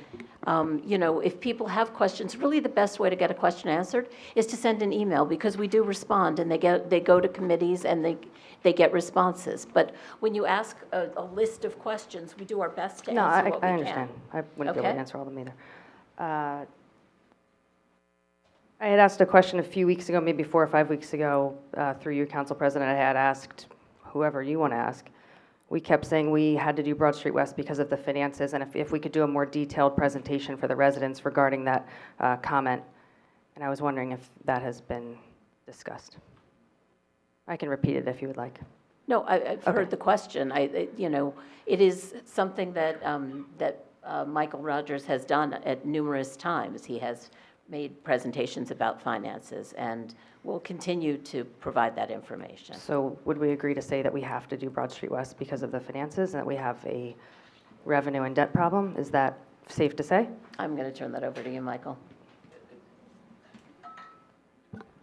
The way that question is phrased, it's not a simple yes or no answer.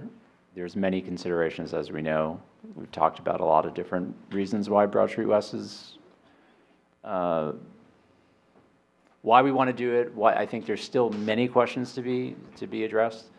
Finance is one component of it, and that's where I'll leave the answer. Because when I'm speaking with residents, I have to explain it in a digestible manner, and they're asking me questions, so I'd like to answer them. And so if I could just pass that on as a candidate, I think that's one of the frustrating things. I think the best bet for you is to make an appointment to talk to Michael Oh, we've and to spoken. understand. He's We've spoken plenty. I was just wondering from the council. Secondly, or last, I guess, Martinsbrook Park, who maintains that in the city? I've had some, I actually walked it the other day with a few residents, and the branches and everything are all over the place, so I was just wondering whose responsibility is that? Mr. Schrager, do you want to answer that one? It would be the city responsibility, so Public Works. We want to take a look at that one. Canoe Parkway, I know we've had a lot of traffic, but when I speak with the residents down there, they're frustrated over not knowing when that road is going to be closed. And I think we're all dealing with it with the traffic and the construction, but is there a way to communicate with the residents when there is going to be construction so that they can move their cars beforehand? I think it's dependent on whether we know. We tell you what we know, but the county doesn't always tell us things. But don't we have to we have to get the police involved in order to do that? No, they hire the police. They hire it through? Yes, we Okay. don't do that. And often, recently, the county sheriff's office closed things down. We had no idea what was going to happen. But we use our police, don't we? No, we don't use our Not police. always, sometimes, but not always. And as I just said, it was the county sheriff's office, and they had their people close down the roads. When they tell us, we always tell. Summit Police were on my street, I'm just saying. But could they have been hired outside of, I don't know how that. They're generally hired outside. There's a program where when contractors are closing streets, they go onto it and you can get Summit Police, but if it's a county road, generally, there's all kinds of jurisdictional issues through PBAs, but if it's a county road, it generally goes to county law enforcement. If it's a state road, it goes to state troopers. It doesn't mean, though, that the police department knows. They're off-duty officers. They're off-duty officers. Correct. But they're still scheduling through our police department now. They're scheduling through a program. What is that program? I forget the name of it. It's a program that a lot of different municipalities use. Do you know, in the Chief? state. Okay. And Ms. Hamlin, I think we've gone over our time. Through you, Council President, with Yes. the road jobs that you're talking about, they will contract with the Summit Police Department on a lot of the jobs that occur in Summit. We'll supply the officers. If we don't have officers available, it'll default to the jobs in blue, I believe it's called. And that could be filled by county officers, Union County Sheriffs, Union County Police Department. State Police, I've been noticing that they've been working in town. Sometimes we don't even know when they're here. They would be hired by the contractor who was working on that particular job. Just yesterday, I saw 2 jobs where the state police were working, and that job didn't come through the city, and the police department wasn't aware of it until our traffic sergeant was going around monitoring each construction site, and he came across it. So to answer your question in summary, most of the jobs are filled by Summit officers. When we can't fill them, they'll go to the jobs in blue, and county police and sheriffs will fill them. The state police, I don't know how that works. They don't come through us or the Jobs in Blue program, I don't believe. They are hired by whoever that particular contractor was. Thank you. Good evening, Mr. Felmett. Good evening. I didn't have anything prepared like others, but I heard a lot of good, compelling comments about different topics that I've been interested in over the last longer than several months, so I just wanted to knock them out as quick as possible in my 3 minutes here. One is, I just heard some comments very timely related to emailing you guys, the council city administrator, about things and getting responses. So after the last council meeting, the Finger Lot, the privately owned cut-through piece of property that goes directly through Subdistrict 3, it was made aware, I didn't know, Councilmember Vartan responded to an email saying that it was privately owned, so that's public information. But basically, I emailed after last meeting that night on 10/18, asking what's the impact to the actual development. There was one building at the time that was being sent to for amended redevelopment agreement. I followed up 4 or 5 times after that, asking what the impact was. And I didn't receive a response until 9 days later, which came from Michael Rogers, which I'll just read it because I think it would benefit everyone, the information. He said, in part, I will reiterate, he did there isn't a yes or no answer, which he said to somebody else, but then he went on to say, I'll reiterate what I stated at the last council meeting. The redeveloper and private and property owner of the driveway land, in quotes, finger lot, have been discussing a property transfer agreement for some time. Both parties have a mutual understanding and an intention to enter into a purchase sale agreement, PSA, for the driveway property. Under the old proposed single building development project, the city would have not, in capital letters, finalized a redevelopment agreement. That's bizarre to me. Maybe I'm just not following all the information. I try to do the best I can, but I'd like to hear more about that. He said with the developers until the driveway property was under contract or a ground lease agreement. The redevelopers were well aware of the position throughout our planning process. I'll state the obvious. Without the driveway property, the redevelopers would not be legally able to build on the driveway without property rights to do so. At this time, the city and redevelopers are considering a development project on city-owned property with and without the driveway property. So maybe that's where the two buildings is coming to play that people are proposing. I don't know. And he wrote, to be clear, a development project is feasible without the driveway. Best regards, Michael. So I think that was really helpful, and I appreciate the information. I think it would have been really helpful to be shared during the process. There was hundreds of hours and thousands of people that have showed their attention to this process. They're doing their best they can, at least people that I've talked to, in terms of trying to figure out what's going on, how we can be better informed, better engaged, better involved in this process. When it comes to work, when it comes to school, we teach these very simple things that, the more information that we can all obtain, the better decisions we can make as a group, both you guys and residents as well. So, Mr. Feldman, I would ask you to wrap up, please. Sure. Also, I'd just like to ask one last question, and that's in relation to the short-term bonding notes that went out last October for $30 million, and that was in part due to the financing of the firehouse. I'd like to know if that has expired, if it's been refinanced. Apologies if I missed it. If not, when will it be refinanced? What are the terms? Is there a call option? And what's the interest rate? Thank you. Would you like to take that? Okay, we'll have our CFO, Tammy Baldwin. Through you, Council President. I can email you the interest rate. I don't recall it offhand. I've sold another note, and we did bond for the note that was outstanding from last October. We recently bonded that. So we're permanently out to bond. There's probably a call date towards the end of the term. I'd have to look in the documents also for that. So I can certainly email that information. I just don't have the particulars in my head for that. Okay, thank you. And City Administrator Rogers, would you like to address the finger lot issue? Council President, I'm not sure how much more I can say about it, other than I don't know what else to say. Maybe I'll follow up with Mr. Feldman.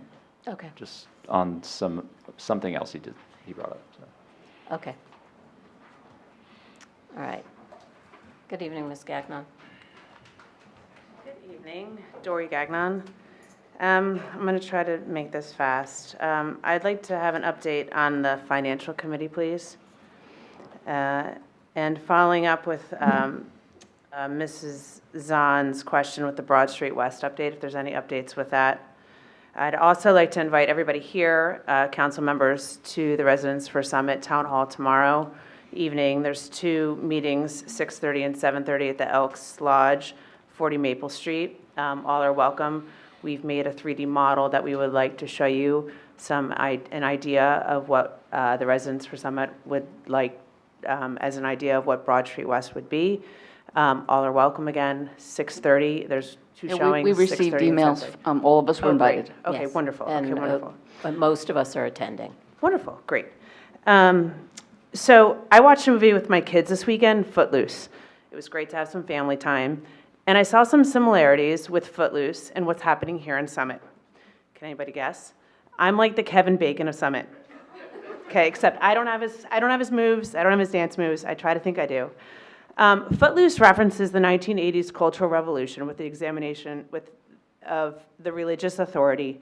And here in Summit, we're witnessing this political polarization in a similar small town. here in Summit, we're not being faced with a ban of music or dancing, but so much more. It started with the gas leaf blowers during COVID. Many spoke up and council didn't listen. They ignored the hundreds of people who asked for a compromise, and we were ignored. And gas leaf blowers were banned, just like dancing and music. And then it continued to Broad Street West, and the divisiveness escalated, and hundreds showed up. We held a rally, we made lawn signs, we showed up, and every single council meeting we asked, and you guys listened, but we had to revisit Broad Street West, and months of people showing up to get your attention. So let's fast forward to today, while we're all here again. We're talking about Maple Street, and you say we're not gonna have a permanent closure, which I thank you for, but we're gonna have something on Maple Street.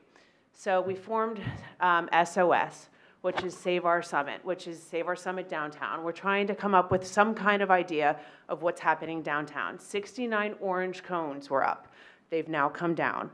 And I'm coming up with these ideas and scratching my head, and I'm like this Kevin Bacon trying to say, stop, and you guys have to listen, because there's always hundreds of us here, every council meeting, and you guys don't want this.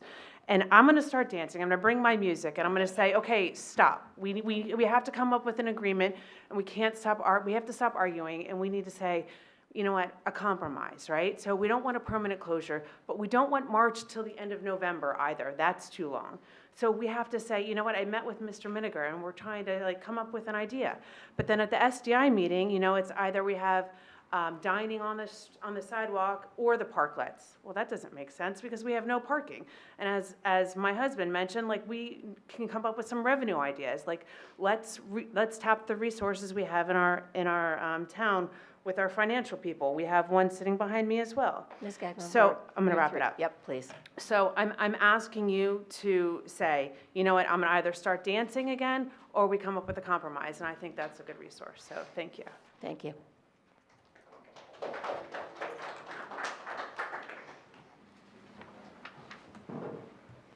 Good evening. Kevin McGoey, Woodland Avenue.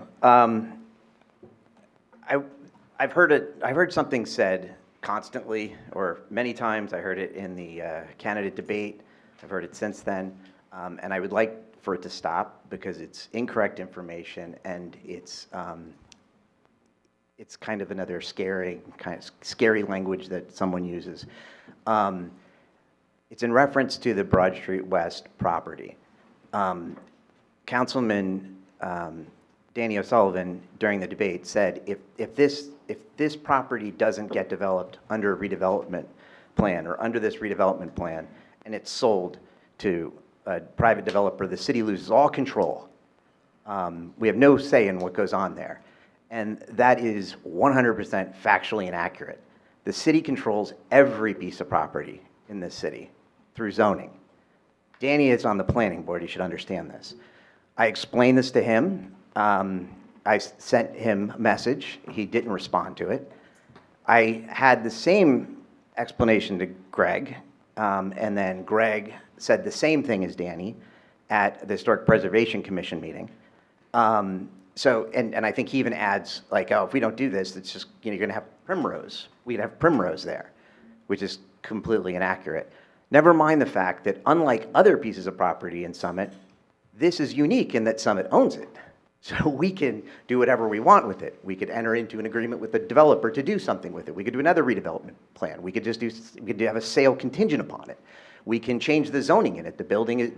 The owner of this would not complain. So we have an enormous amount of control over what happens here, whether it's under redevelopment plan or not under redevelopment plan. So I would just like that kind of fear-mongering to stop because it's inaccurate information and it only serves one purpose, and it's to scare people. Another thing, at 2 meetings ago on October 6th, I think 43 minutes in, I can play it for you because I clipped it, I sent it to Danny as well. Greg said that either the previous city council meeting or this city council meeting, you would have the affordable housing attorney explain to us in a presentation what our obligation is under the settlement agreement. I think this is crucial for us to understand exactly what our obligation is, because back in March 4th, the first time I ever talked to you guys about it, there were 2 reasons why you had to do this. The first was you needed to do it for financial reasons, which is not accurate. I know that I don't want to put Michael Rogers on the spot up here, you're his bosses and everything else, but It's very clear that you do not need to do this out of any kind of fiscal necessity. And the second thing was, we have to build, come hell or high water, 50 affordable housing units. If that is the case, then we better make sure we get it. And I don't know that it is or not. I've spoke to Joe Burgess at length, and I think he explains it pretty thoroughly. It's actually in the summary. You can understand it. But I want to need to wrap understand. up, please. Yeah, I just want to understand why we were promised this, and then what happened. You've certainly Okay, talked to the why affordable don't you housing let me attorney. answer them, because your time is up, and. Okay, well, and we- usually I don't even get answers to my questions. Okay, well, I will answer that I wasn't at the meeting on the 6th. Right. Well, emails even. No, why don't you Everything. let me finish my sentence, please? So what I was going to say is that we have, on November 14th, we will have, which is the next council meeting, it's 2 weeks from today. Right. No, it's a Monday, I take that back. We will have our affordable housing attorney come and do a presentation about affordable housing. Do you know what it is?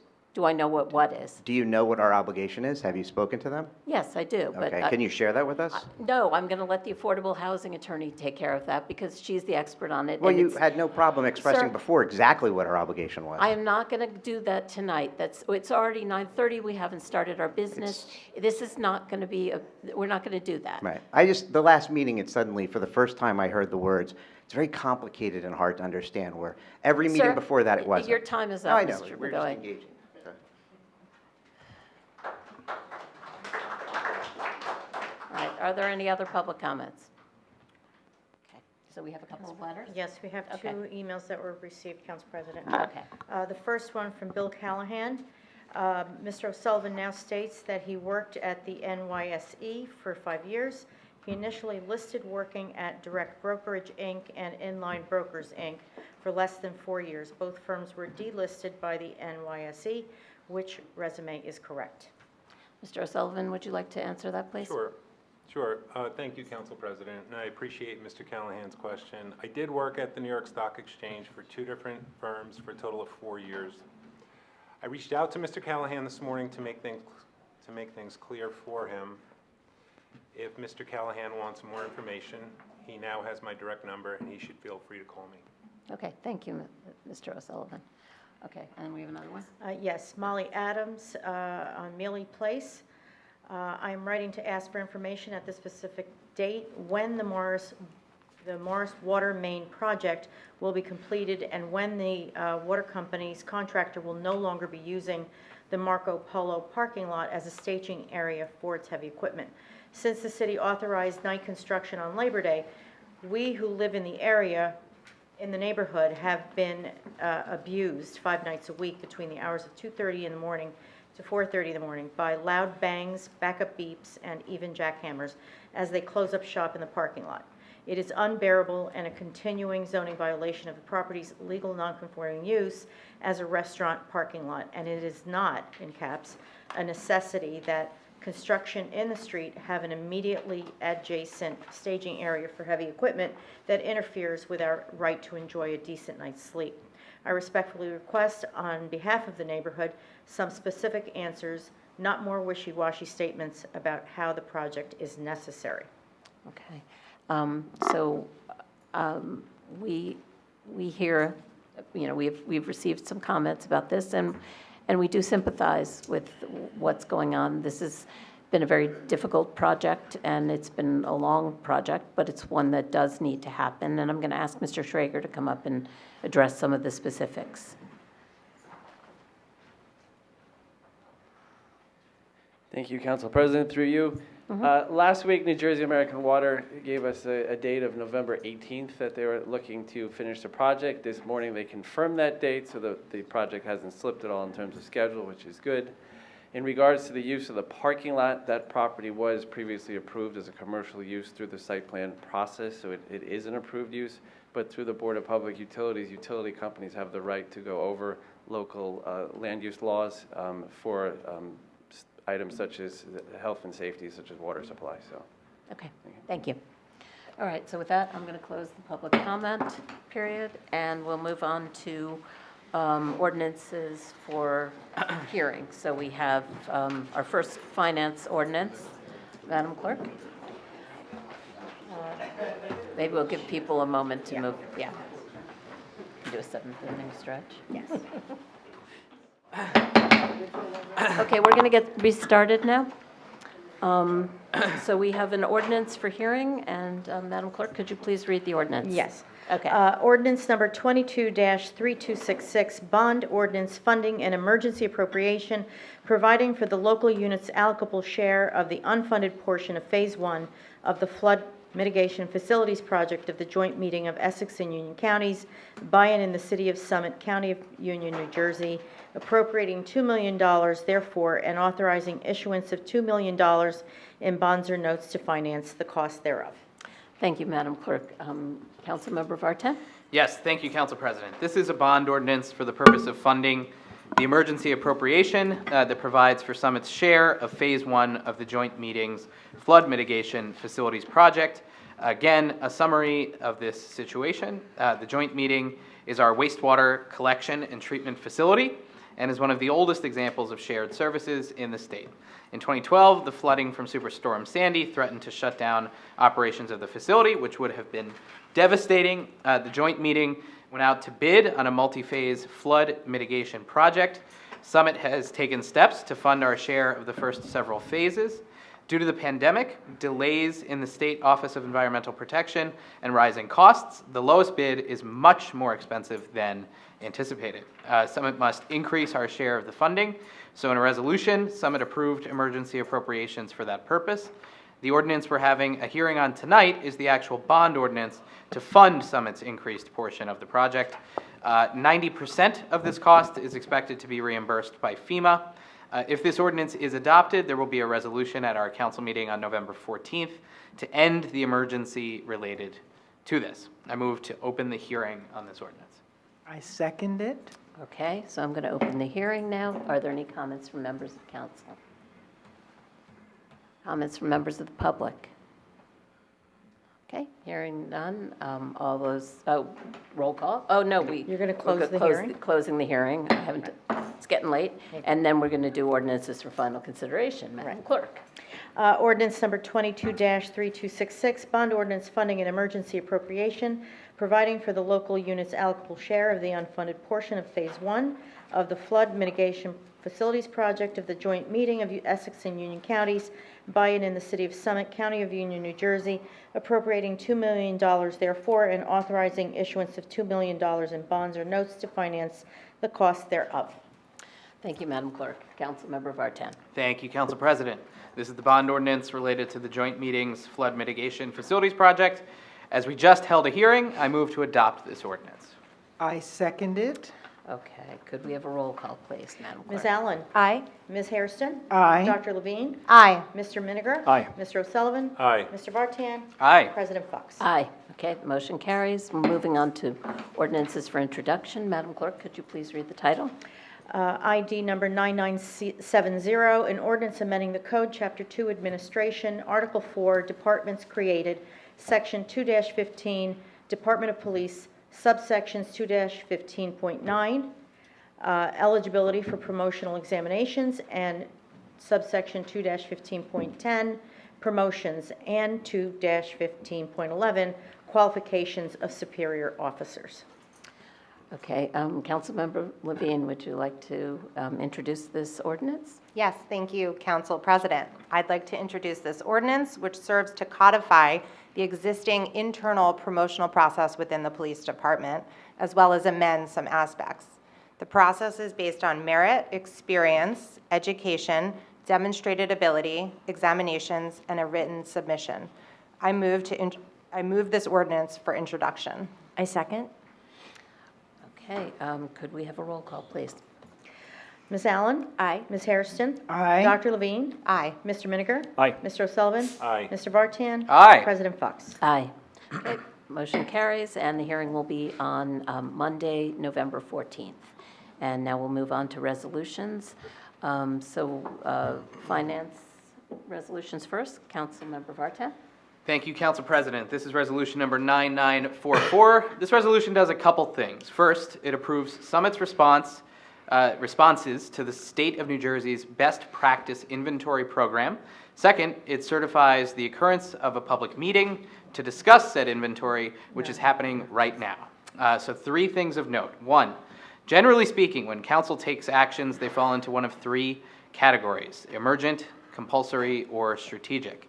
Emergencies include things like unexpected repairs of facilities, storm or disaster response, things related to the pandemic. Strategic initiatives are things related to the master plan, and compulsory are things like this, things that are required of us by the state government. Second, the best practices inventory is meant to be provocative and challenge municipalities to adopt a range of measures that improve financial accountability and transparency. And part of the deal is that this inventory is part of the equation that determines a municipality's final allocation of 2 state tax relief programs. Third, I'm glad to report Summit has already adopted and implemented most of these best practices. We consistently score highly on the portion of this inventory that is scored, and this year is no exception. We scored more than enough points to receive our full share of state aid. So I'm thankful for the work of our finance team, especially CFO Tammy Baldwin, and I move to adopt this resolution. I second it. Okay, are there any comments from members of council? Okay, comments from members of the public? Okay, hearing none, all those in favor? Aye. Any opposed? Motion carries. Moving on to finance number 2. Should be 2. Okay. Just, all Not right. 3. All right, we'll do 2 and then we'll do 3. Go ahead. Keeping everybody on their toes. Yes, go ahead, Councilmember This is, Vartan. just to be clear, this is 9949. This resolution authorizes the cancellation of the balance, nope. Okay. Yep, this is, okay. Transfer appropriations. Transfer of appropriations. Yeah, okay. Thank you. This resolution authorizes the cancellation of the balance of funds for various nope. Where are we? Authorizing. Transfer of Appropriations? Okay, transfer of appropriations within the 2022 operating budget from accounts with a balance to those with insufficient funds. This is a common occurrence, but is only allowed at the beginning and end of the fiscal year. The total amount of this transfer is $178,598, and I move to adopt this resolution. I second it. Are there any comments from members of council? Yes, just a quick question, Council President. Of course. These transfers of appropriations, are they ever so large that the city has to, or you realize there's an adjustment that's needed, basically, or is it always vary by year? The short answer is, well, Why don't we- so what's happening here is we're moving money that's within the operating budget from accounts that have a surplus to those that have insufficient balance. So in this case, there's a few specific lines of the budget that need money in order to pay the bills for the end of the year. It does not, however, change the overall total of the operating budget. How's that, Tammy? Did I redeem myself from that ridiculous performance a minute ago? Okay, good. Thank you. All right, are there any other There's comments a- or questions? No, you go made ahead. me think of a question. Oh, damn it. So if you're moving it out of surplus and paying, you're moving it to the operating budget? No. No. Accounts with a surplus to accounts that are insufficient. Okay. And so, through you, Council President, sorry. So, how much is in surplus, and do we put that money back into surplus? It's not actually in surplus. Let's let Okay. our CFO take this one. Through you, Council President. Yes, of course. So what happens is you have the overall budget, and as Councilman Vartan said, it doesn't change the total of the budget. But, for example, we're moving $25,000 to gasoline. That's because what we anticipated and we budgeted in the gasoline line item is not sufficient for what the costs have been. They've been excessive this year. So where we have, for example, maybe a vacancy that hasn't been filled or somebody retired at a higher position, I may have some extra money in that salary line, so I may move it over to gasoline so I can get those monies paid. So it's all within the appropriations that are made in the budget. You're just kind of transferring from line to line. It's to call it surplus, it's not the surplus that we traditionally speak about when we're anticipating some surpluses or revenue in the budget. This is just extra funds in a particular line item due to not spending them and maybe not a need for them because of some unforeseen circumstance, and moving them to a different line because of another unforeseen circumstance where it didn't have enough money. I'm clear. Is that okay? Thank you. Okay, thank you for that clarification. Any other comments or questions from members of council? Comments from the public? Okay, hearing none. All those in favor, oh, that's a roll call. Okay, Madam Clerk? Ms. Allen? Aye. Ms. Hairston? Aye. Dr. Levine? Aye. Mr. Miniger? Aye. Mr. O'Sullivan? Aye. Mr. Vartan? Aye. President Fox? Aye. Okay, the motion carries, and we'll move on to finance number 3. Councilmember Vartan. Thank you, Council President. This one is 9965. This resolution authorizes the cancellation of the balance of funds for various capital projects that have been completed. This is a housekeeping resolution and a good accounting practice that will reduce our outstanding bonds or notes that have been authorized but not issued. I move to adopt this resolution. I second it. Are there any comments from members of council? Comments from members of the public? Hearing none. All those in favor? Aye. Any opposed? Motion carries. And now we'll move on to capital projects. We already did capital projects number 1, so we'll move on to capital projects number 2. Councilmember O'Sullivan. Thank you, Council President. This is ID number 9945 to declare a vacancy for a part-time property maintenance inspector.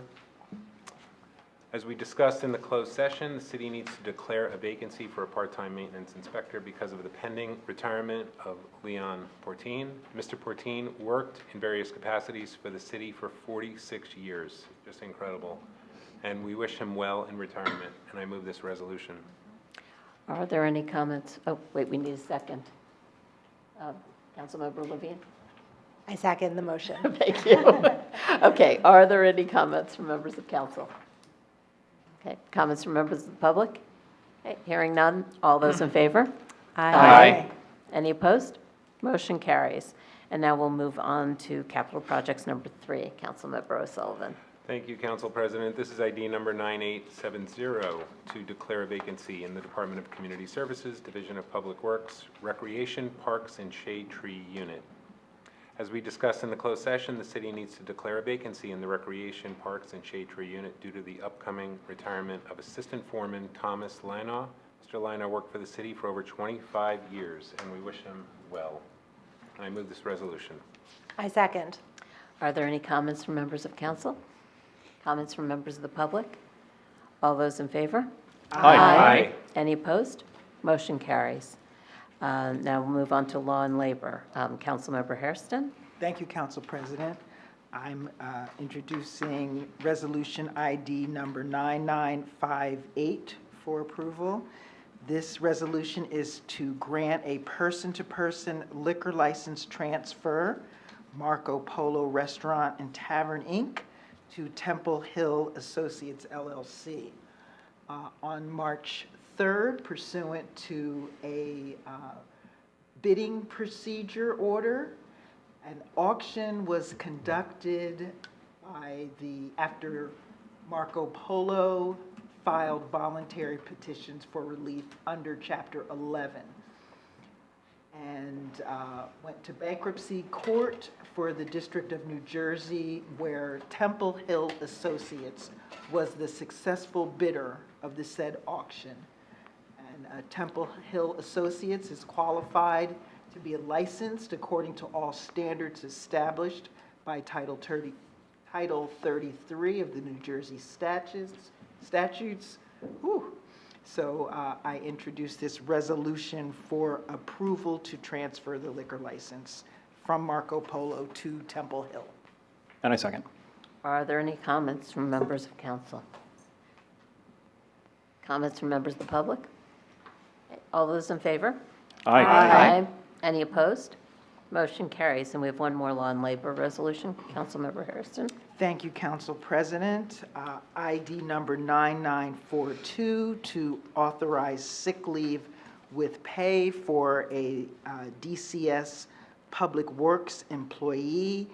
And this was pending our closed session discussion, where we discussed that this employee is having surgery and has all of the authorized time to have this extended leave granted, and we wish them a speedy recovery. I introduce this for approval. I second. Any comments from members of council? Comments from members of the public? Okay, hearing none. All those in favor? Aye. Any opposed? Motion carries. Okay, we're moving on to safety and health. Councilmember Levine.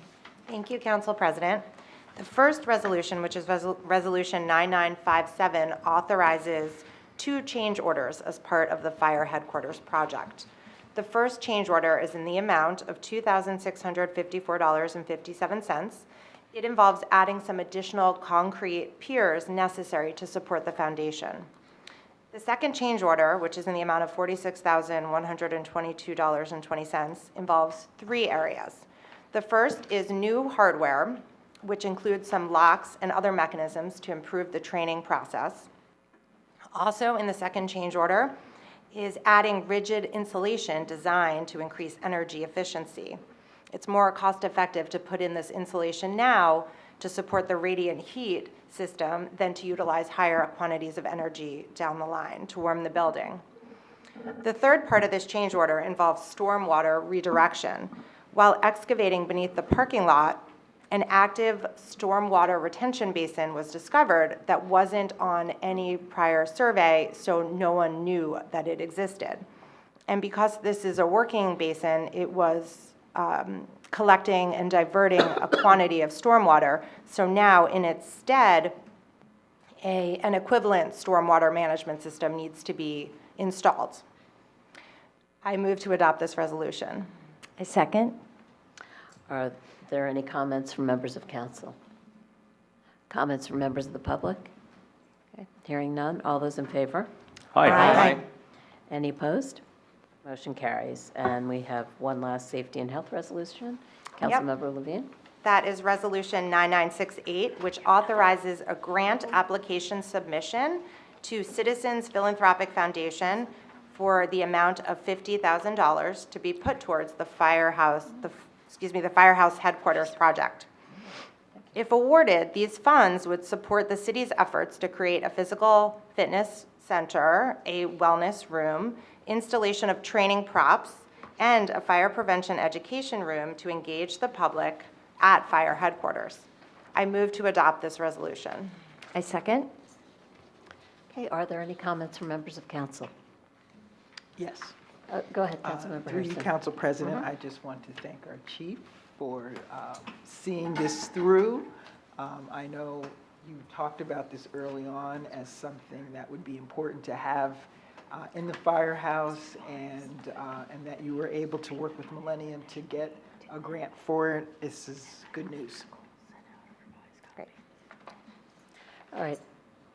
Are there any other comments?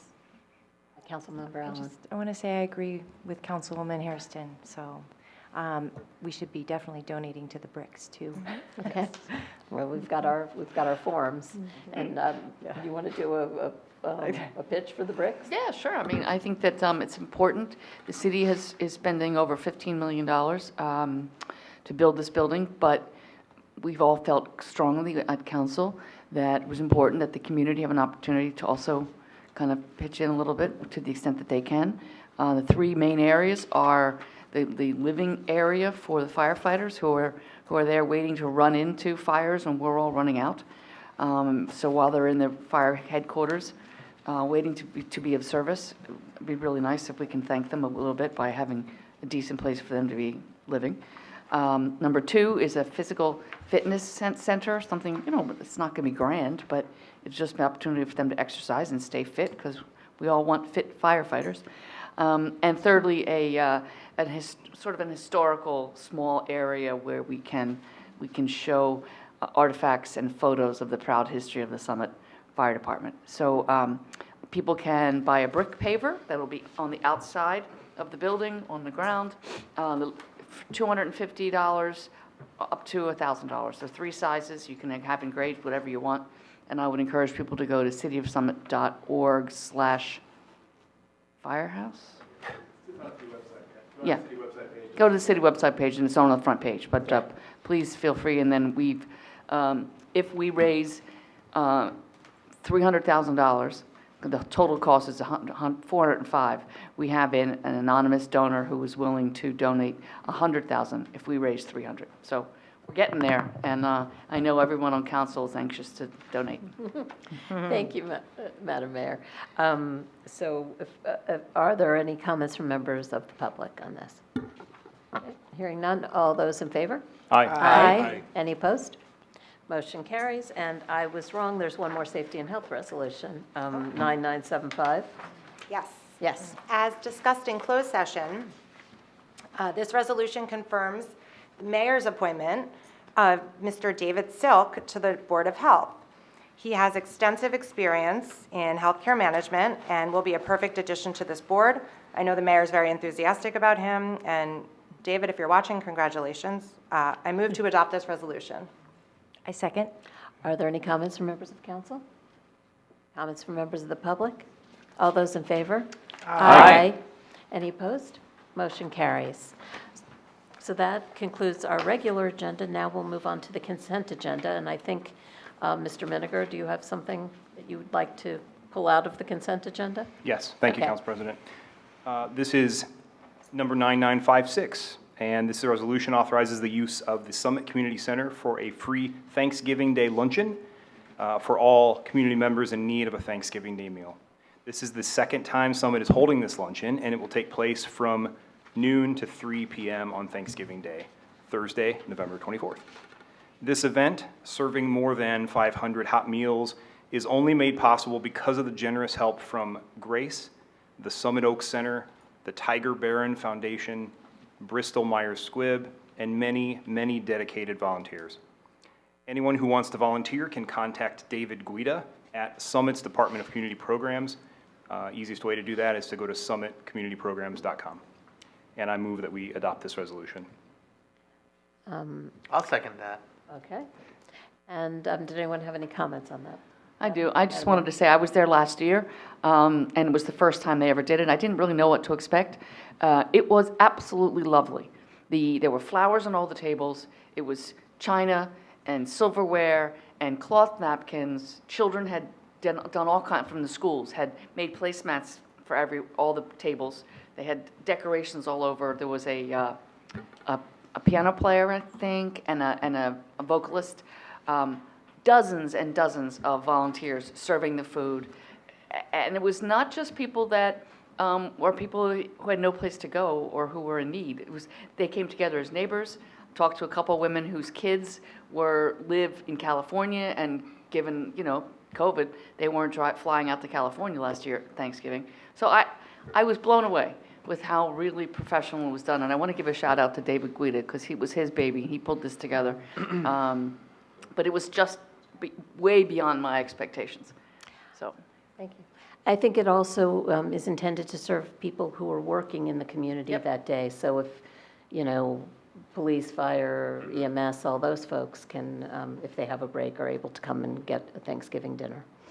So I think it's a great community activity, and we're very fortunate. So with that, all those in favor? Aye. Aye. Any opposed? Okay. Let's now, do I have a motion for the rest of the consent order, agenda? So moved. Second. Okay, all those in favor? Aye. Aye.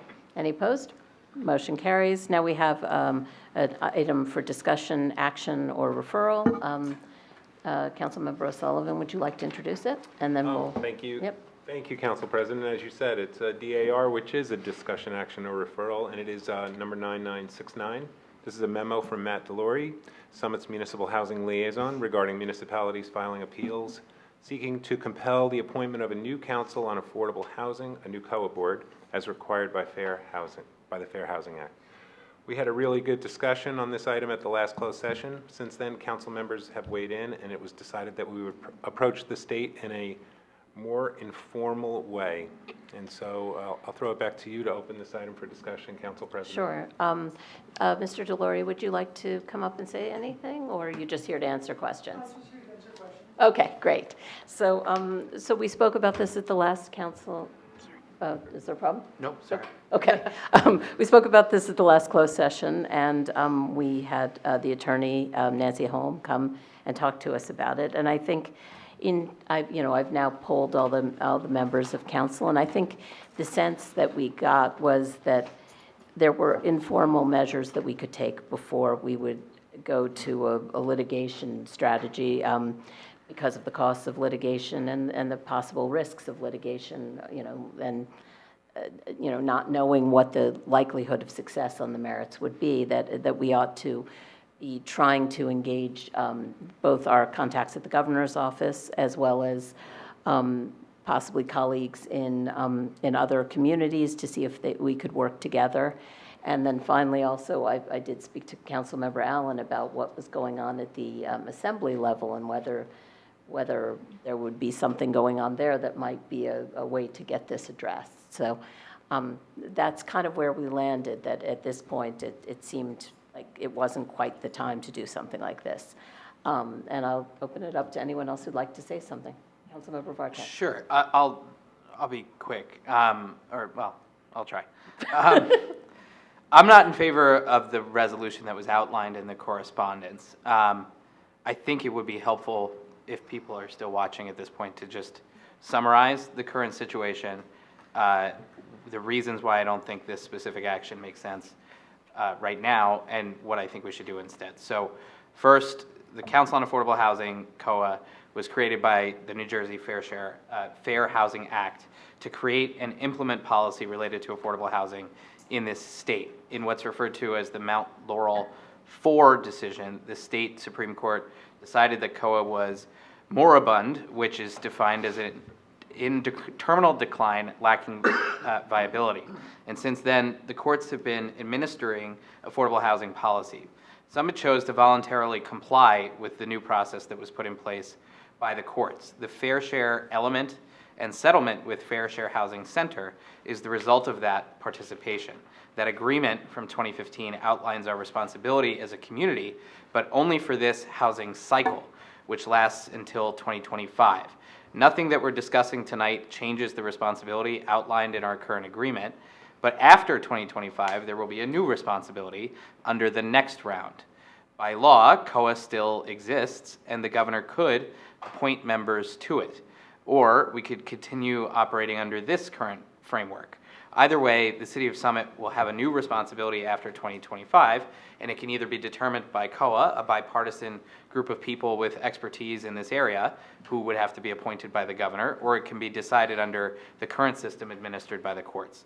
So the resolution submitted to us asks Summit to join in with 16 other municipalities in a lawsuit. The purpose of that suit would be to compel the governor to appoint members to COA. There are three main reasons why I don't think this is the right approach for Summit. First, it costs money, an unknown amount of money in legal fees. Second, highly skeptical as you are that this course of action could actually get the desired outcome. And third, the message that it sends, both to the governor himself, that suing somebody isn't necessarily the best way to get them to do what you want, and the message that it sends to the courts. Summit would essentially be joining together with a relatively small group of municipalities to go out on a limb for the benefit of all the other municipalities in the state. Some of those municipalities have viciously resisted building any affordable housing. They have attempted to fight any mandate whatsoever. That's not what we're doing here. Summit has been building affordable housing for years. Summit has voluntarily complied with the rules, and Summit is taking responsible and reasonable action toward increasing our affordable housing stock and rehabilitating existing affordable housing. So that brings me to what I think we should do instead, which also I agree with you, Council President. There are more than 500 municipalities in this state. All of them are facing similar challenges. We should work together with other municipalities who share our values, who recognize the importance of doing our part when it comes to affordable housing, but also believe that COA should be reinstated. We should join together with those municipalities and then advocate. Use the power of our voices together to advocate that the governor appoint qualified members to COA as soon as possible so that the creation, implementation, and administration of affordable housing policy returns to the legislative and executive branches of our government instead of the judicial branch. So that's my thinking about it. Thank you, Council President. Thank you, Councilmember Vartan. Does anyone else, Councilmember Hairston? Council President, I would just like to ask Councilmember Allen to share what she knows about that's happening at the Assembly. I'm very curious, and to thank Council Vartan for an excellent detailing of what this all entails. Yeah, I mean, it's still where it's at. I mean, the legislature doesn't have any control over it. There are certain legislators that are interested in having this return back to COA, but it's, I mean, I don't know how to say this without a political feel to it, is that, yeah, I mean, I work for Assemblywoman Munoz, and we legitimately are the minority, and so you need to get both parties at the table. So there's an appetite for certain, for sure, to return it back to COA, but you really need the majority party to want to get to the table. So we're working on it. Thank you. Thank you. Yeah. All right, any other comments or questions, members of council? Anyone from the public have anything to say on this? Okay, well, I think with that, I think we're done with this conversation. I would right? just close it out by just saying that the consensus of the council is whatever it is. that Right. You don't want to proceed with the. Right, I think that our consensus after the closed session was that this was not something we wanted to proceed with at this time. So, thank you, everyone, for your comments on this. And now we'll move on to council members' comments and new business. Anyone have anything they'd like to say? I would, yeah. Go ahead, Okay. Councilmember Allen. Yeah, thank you. So I just wanted to, I know everybody's gone, but I just wanted to acknowledge, sorry, my back is to you. That's okay. I'm not used to sitting in this chair. Maybe I can sit like this so you can see me. I just wanted to acknowledge that everybody came here tonight, or who came here to talk about Maple Street. I don't know if there's an appetite, and I haven't had the opportunity to talk to anybody really about where they stand on Maple Street. And I've been pretty vocal that I don't believe that we should do a permanent closure. So if we get to a place where we think that that is not a viable option, I would say that I think the public feels a little burned on the, as you heard tonight, the gas leaf blowers, Broad Street West. And if we choose that permanency is not something that individuals on the board or the council would want to do, I think in good faith we should pull it. I know we're going to hear from SDI, and maybe that's the night you decide, but I feel like there's not a lot of appetite for a permanent closure. So I just think taking it off the table would really allay some fears of the community. I have another thing to say, but I don't know if anybody wants to respond to that. I totally want to respond, Council Okay, President, go ahead. Yeah. through you. So I actually learned a lot tonight, hearing residents voice their concern about the Maple Street closure. And I want to echo the nuance that I thought one of the speakers relayed, is that there is not a unanimous opinion about it. Some people are in favor of it being closed during certain hours or certain parts of the year, and earlier, later, and others are totally opposed to it. And so for me, what I learned, the permanency of it, which I can echo our council president, that I'm not necessarily in favor of the permanent closure either. And I think it is good practice to complete our due diligence and let the work of SDI, who is a quasi-governmental entity, do the work that they did and bring the experts in, which is what is so disconcerting to me, how people do not like to hear the experts give us advice to help us make good decisions. And I know government is slow on purpose, and it's frustrating, and but what I just wanted to make sure was clear, that the questions that were asked were really emphasizing the permanent closure, whereas that is not a decision or that we were voting on. And so I know it may have come up because in the midst of the pandemic, the closure was a very good thing for the community. It really allowed our businesses, who we value and support, and I understand it seemed like it was only those 4 restaurants, but that isn't where we are at this later stage. And so things evolve, And I am glad we had an opportunity to clarify that. So thank you, Council President, for doing that right up front and taking that off the table as the decision that we were seeming to be making. Thank you, Councilmember Hairston. I think you raise a very good point, because I think people tonight presumed that the study was solely about a permanent closure.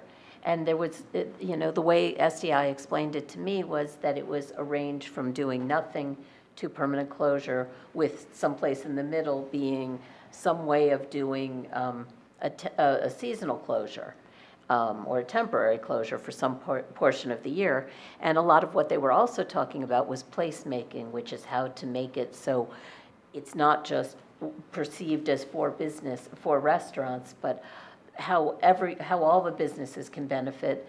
Also, there were complaints about the appearance of the orange barriers, and I think people really need to understand the orange barriers were, that was because of the pandemic. It was what we were able to get, and what we were able to get put in place quickly. And Aaron did a yeoman's job of finding those and getting everything out there really fast. And we needed something that was removable in case of an emergency.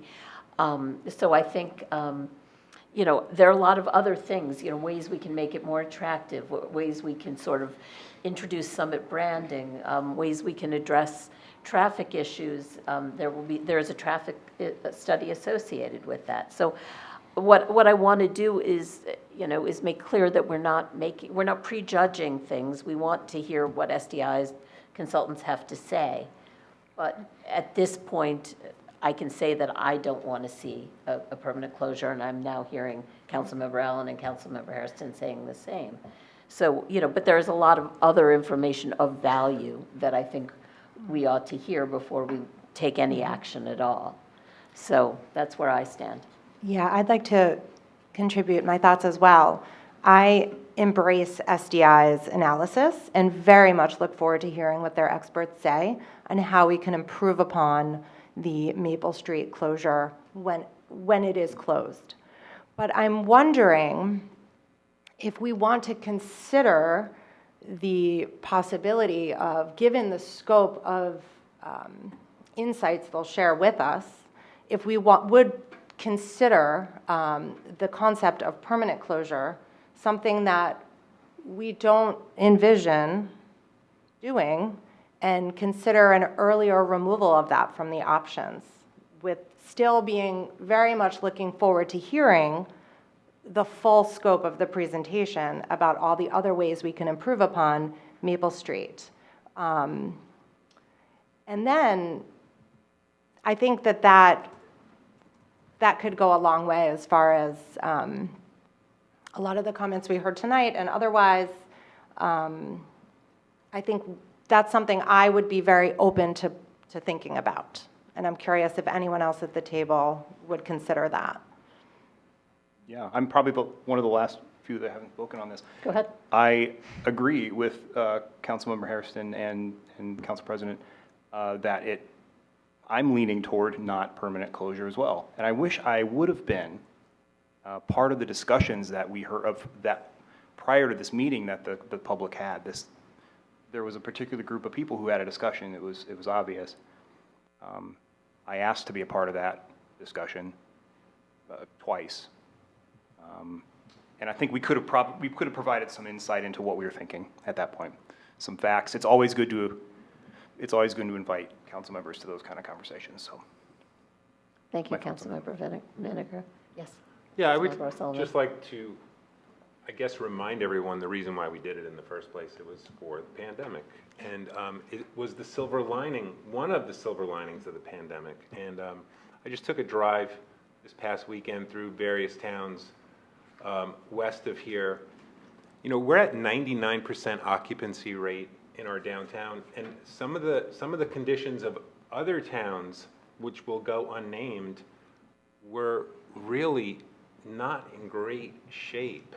So I think when people they look at it as a giveaway to the 4 restaurants, I think it has driven foot traffic into the shops, into their ability. I mean, there's really no empty stores. You'd have to search high and far for an empty shop in town. I don't remember this ever being this vibrant, ever. So I'm also, though, with council, and Councilwoman Allen and I have spoken about this. I don't envision a full year closure of Maple Street, but I think the genie is out of the bottle. If we don't close Maple Street for some portions of the year, I would fear we're going to go back to 90% occupancy rates, and people struggling to pay rent. So I'm looking forward, though, to hearing from the expert, and that's where I want to. That's what I want to. I don't want to prejudge it, but I don't envision a full time closure either. But boy, has it been just incredible for downtown and all of the businesses. Yeah, I think, it saved about 200 jobs initially, but it also did bring in foot traffic. We won an award, the 2021 Great Cities Award of New Jersey Best Award. downtown. Best downtown. Yeah, so I mean, there's a lot of value to this, and it did make Summit a dining destination, and that helps all the businesses, I think. So I think we shouldn't forget about that. Yeah. Councilmember Miniger, you had something else? Yes, thank you, Council President. Oh, sorry. No. I just wanted to answer Councilmember Levine's question. Yes, I'd be for removing that ahead of time. I think it's not a bad idea. I don't even know what this proposal says at this moment, obviously. Right. But if that's in there, I think it would tame some fears by doing that. Well, what did we say to SDI, who paid, I don't know, however many dollars to do this, partly to look at the permanent closure, partly to look at the temporary and all aspects of it. And we say, well, even before you tell us what you found through your consultant, we're taking it off the table. I don't feel comfortable with that, but. No, I hear what you're saying. Maybe the point is, I think that this year, certainly this year, a permanent closure this year may be too soon. No, I don't disagree with you, but I just think we Right. need to do this But maybe there's a way to carefully. Yes, I agree, and maybe that's One thing I something- just want to add, permanently closing a road It's no easy thing. is not an easy feat. No. It takes a lot of work. It takes a long time. The two things that happened, there was the initial executive order from Governor Murphy, and then when we did the one for this year, they extended the executive order. And the reason being is that we're still in the pandemic. Right. So a permanent closure is a much more arduous task to undertake in terms of studies, the impact, the statute was referred to. And that only happens if you're in a special improvement district when you can do that. It's much more complicated than people envision. So my advice to you guys is you have experts. I mean, people we're saying you're not giving us answers. The reason you're not experts, you're not a jack of all trades, master of none. You have the experts come and give you advice. You'll hear from them and what it is. I mean, the one thing I heard tonight too is one of them might be expanding the sidewalk, taking away the parking. There's all different facets. So if the sidewalks are expanded, you might not have parking on that stretch of road, but you'd have wider sidewalks where people could place tables. So there's a lot of different variables, and the people who do this, that SDI is engaging, will come before you and give you that kind of guidance, I think. But I want everyone to understand, if there was that decision, it's incredibly arduous to do. Right, so I mean, I think it's safe to say it wouldn't be happening this year anyway. No, absolutely not. Is there a way that we could sort of communicate that to allay some fears that this isn't going to happen overnight? This is, we want to hear about the process, but for this year, we are looking at I think even in the absence, because now the executive orders have been repealed or expired, not extended, however you want to say it. And in the absence of those gave towns and municipalities broad latitude to do things that otherwise normally wouldn't be permitted. Now that those are gone, I think even a partial closure is going to be an arduous task. I don't think this is an easy undertaking to do, whether it's partial or full. So do I think this is going to be happening in short order? It is not. There'll be lots of public input. There'll be lots of, no matter what you do, even if it's a partial or, you know, you're going to expand the sidewalks, however you're going to do it. But I think that folks should understand that this is not something that will happen. I think it would be very doubtful that anything could happen in 2023.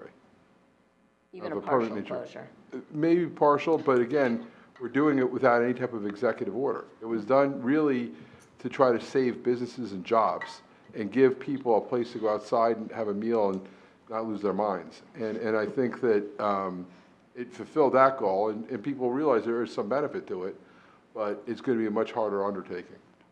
Okay, thank you. I think legally too, you have ABC, who generally you can't have alcohol in a street. Right. Right? And so I think there are a lot of legal issues that we're going to have to Yeah. go through.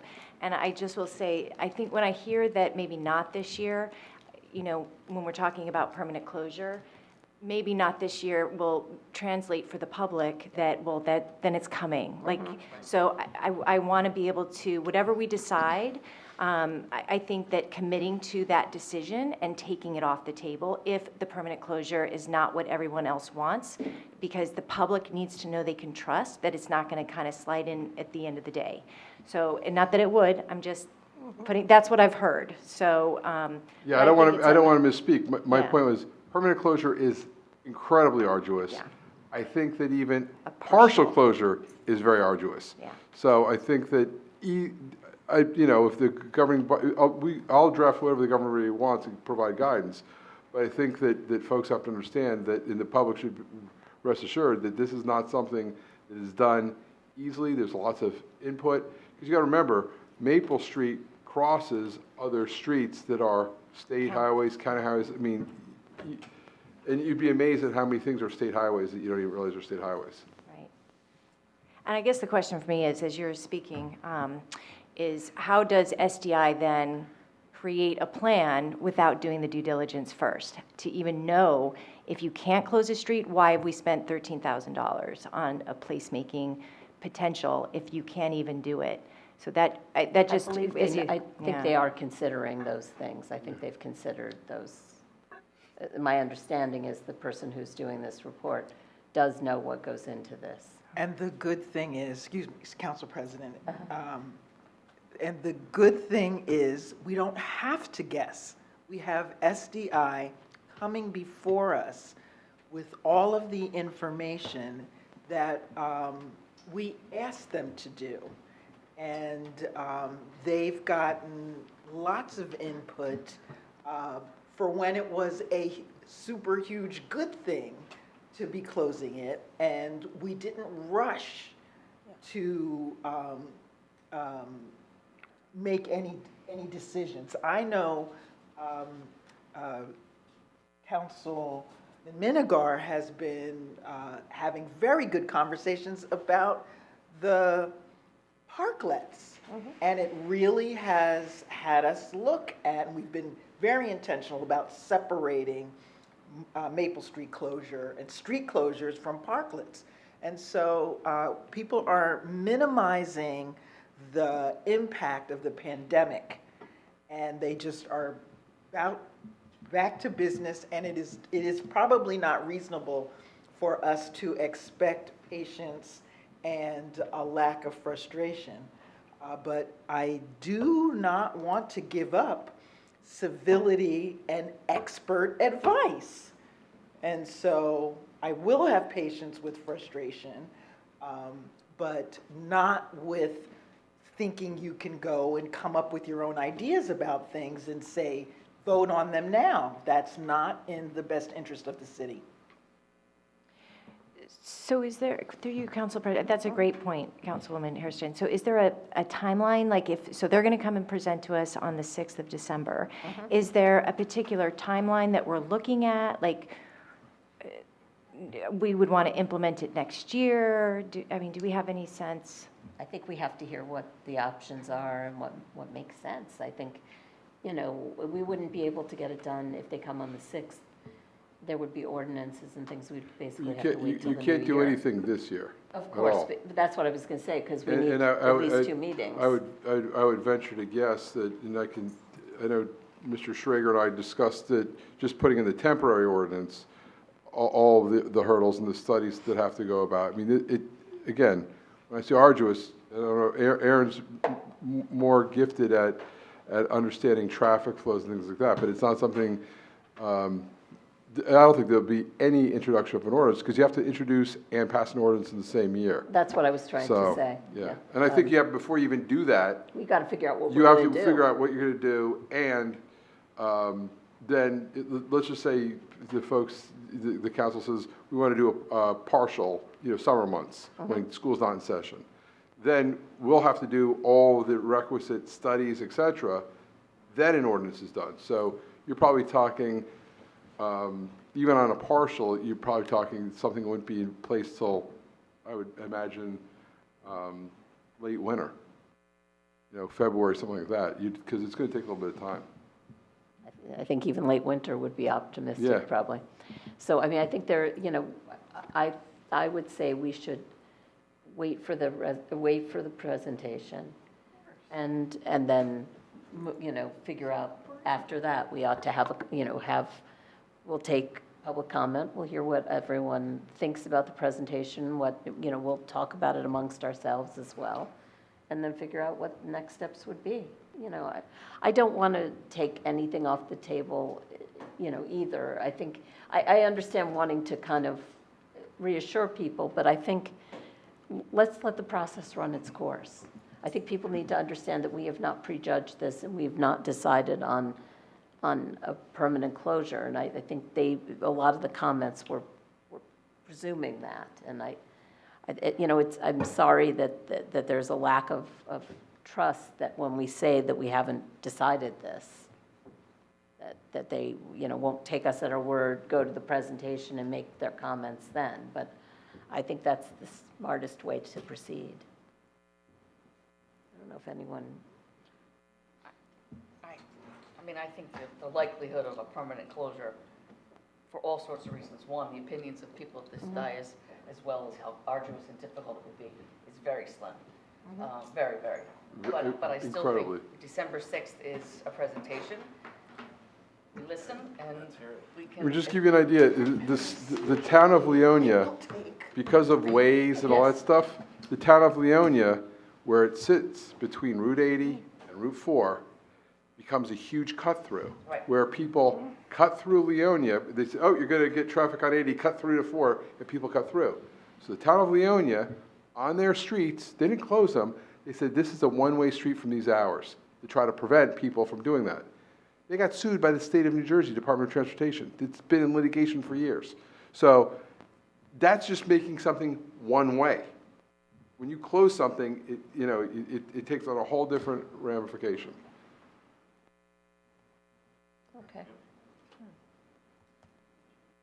Well, I think have we all said our piece on this one? I have another issue. Okay, go ahead, It has Councilmember nothing Harrison. to do with this, so if we're done on this I one. think we are. We've kind of agreed that we will hear the presentation and move on from there. Okay.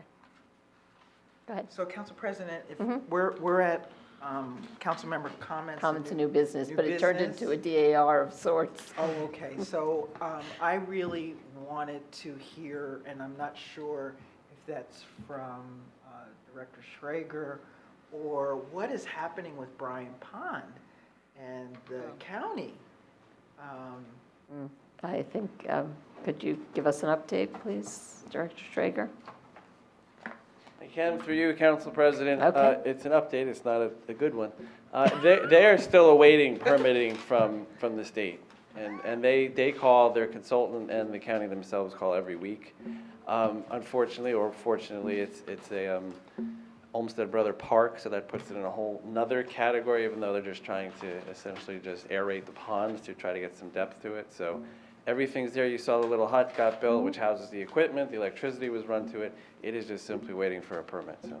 Is it in the historical, did it go to their historical So it protection gets or something? detoured over there, and that's not a quick place to get out of. Well, I mean, that's how we ended up with the joint meeting with the extra money was the DEP permitting. It's a thing. Yeah, and both, and then just kind of segue back into even with the, any closure, DOT has been really a mess. They didn't COVID very well, so there's not a lot of people working there. So, we're just trying to put an island on Fernwood, and it's just 90-day review period. We get it back the 90th day. So yes, anything we would do there probably would take long. Even if the process is clear, they're just taking forever. So it's all the state agencies right now. And a lot of it is staff shortage too, and an abundance of work, so. Okay. Well, thank you for the Council update. President? Oh, wait. Yes. Oh, Erin. You just mentioned the median on Fernwood. I didn't know if there was an update. No, the update is that plans were resubmitted, and their last update was, they offered a suggestion and just said, you still have to do this, and just a reminder, we have 90 days and it's day 52, which is message loud and clear, we'll get it on the 90th day, which is some point this month, so. So we're waiting on DOT, in other Yes. words. Okay, thank you. Council President? Yes. We're never going to get out of here, but I did want to add something to Bryant Park. So there was an herbicide put in the water to kill some of the invasive plants, and they're going to have a hydro rake in the water at some point, maybe not this year, but in the spring, where they're going to scoop out a lot of the gunk from the bottom. Aaron has confirmed the permitting is not there yet, but the aerator will be going in hopefully next year. Okay. So Thank you for that update. something's going to happen, but government doesn't move so fast. It's happening. All right, any other comments or new business from council members? Okay, hearing none, do I have a motion to adjourn? So moved. Second. Okay, all those in favor? Aye. Good night, everyone. Good night.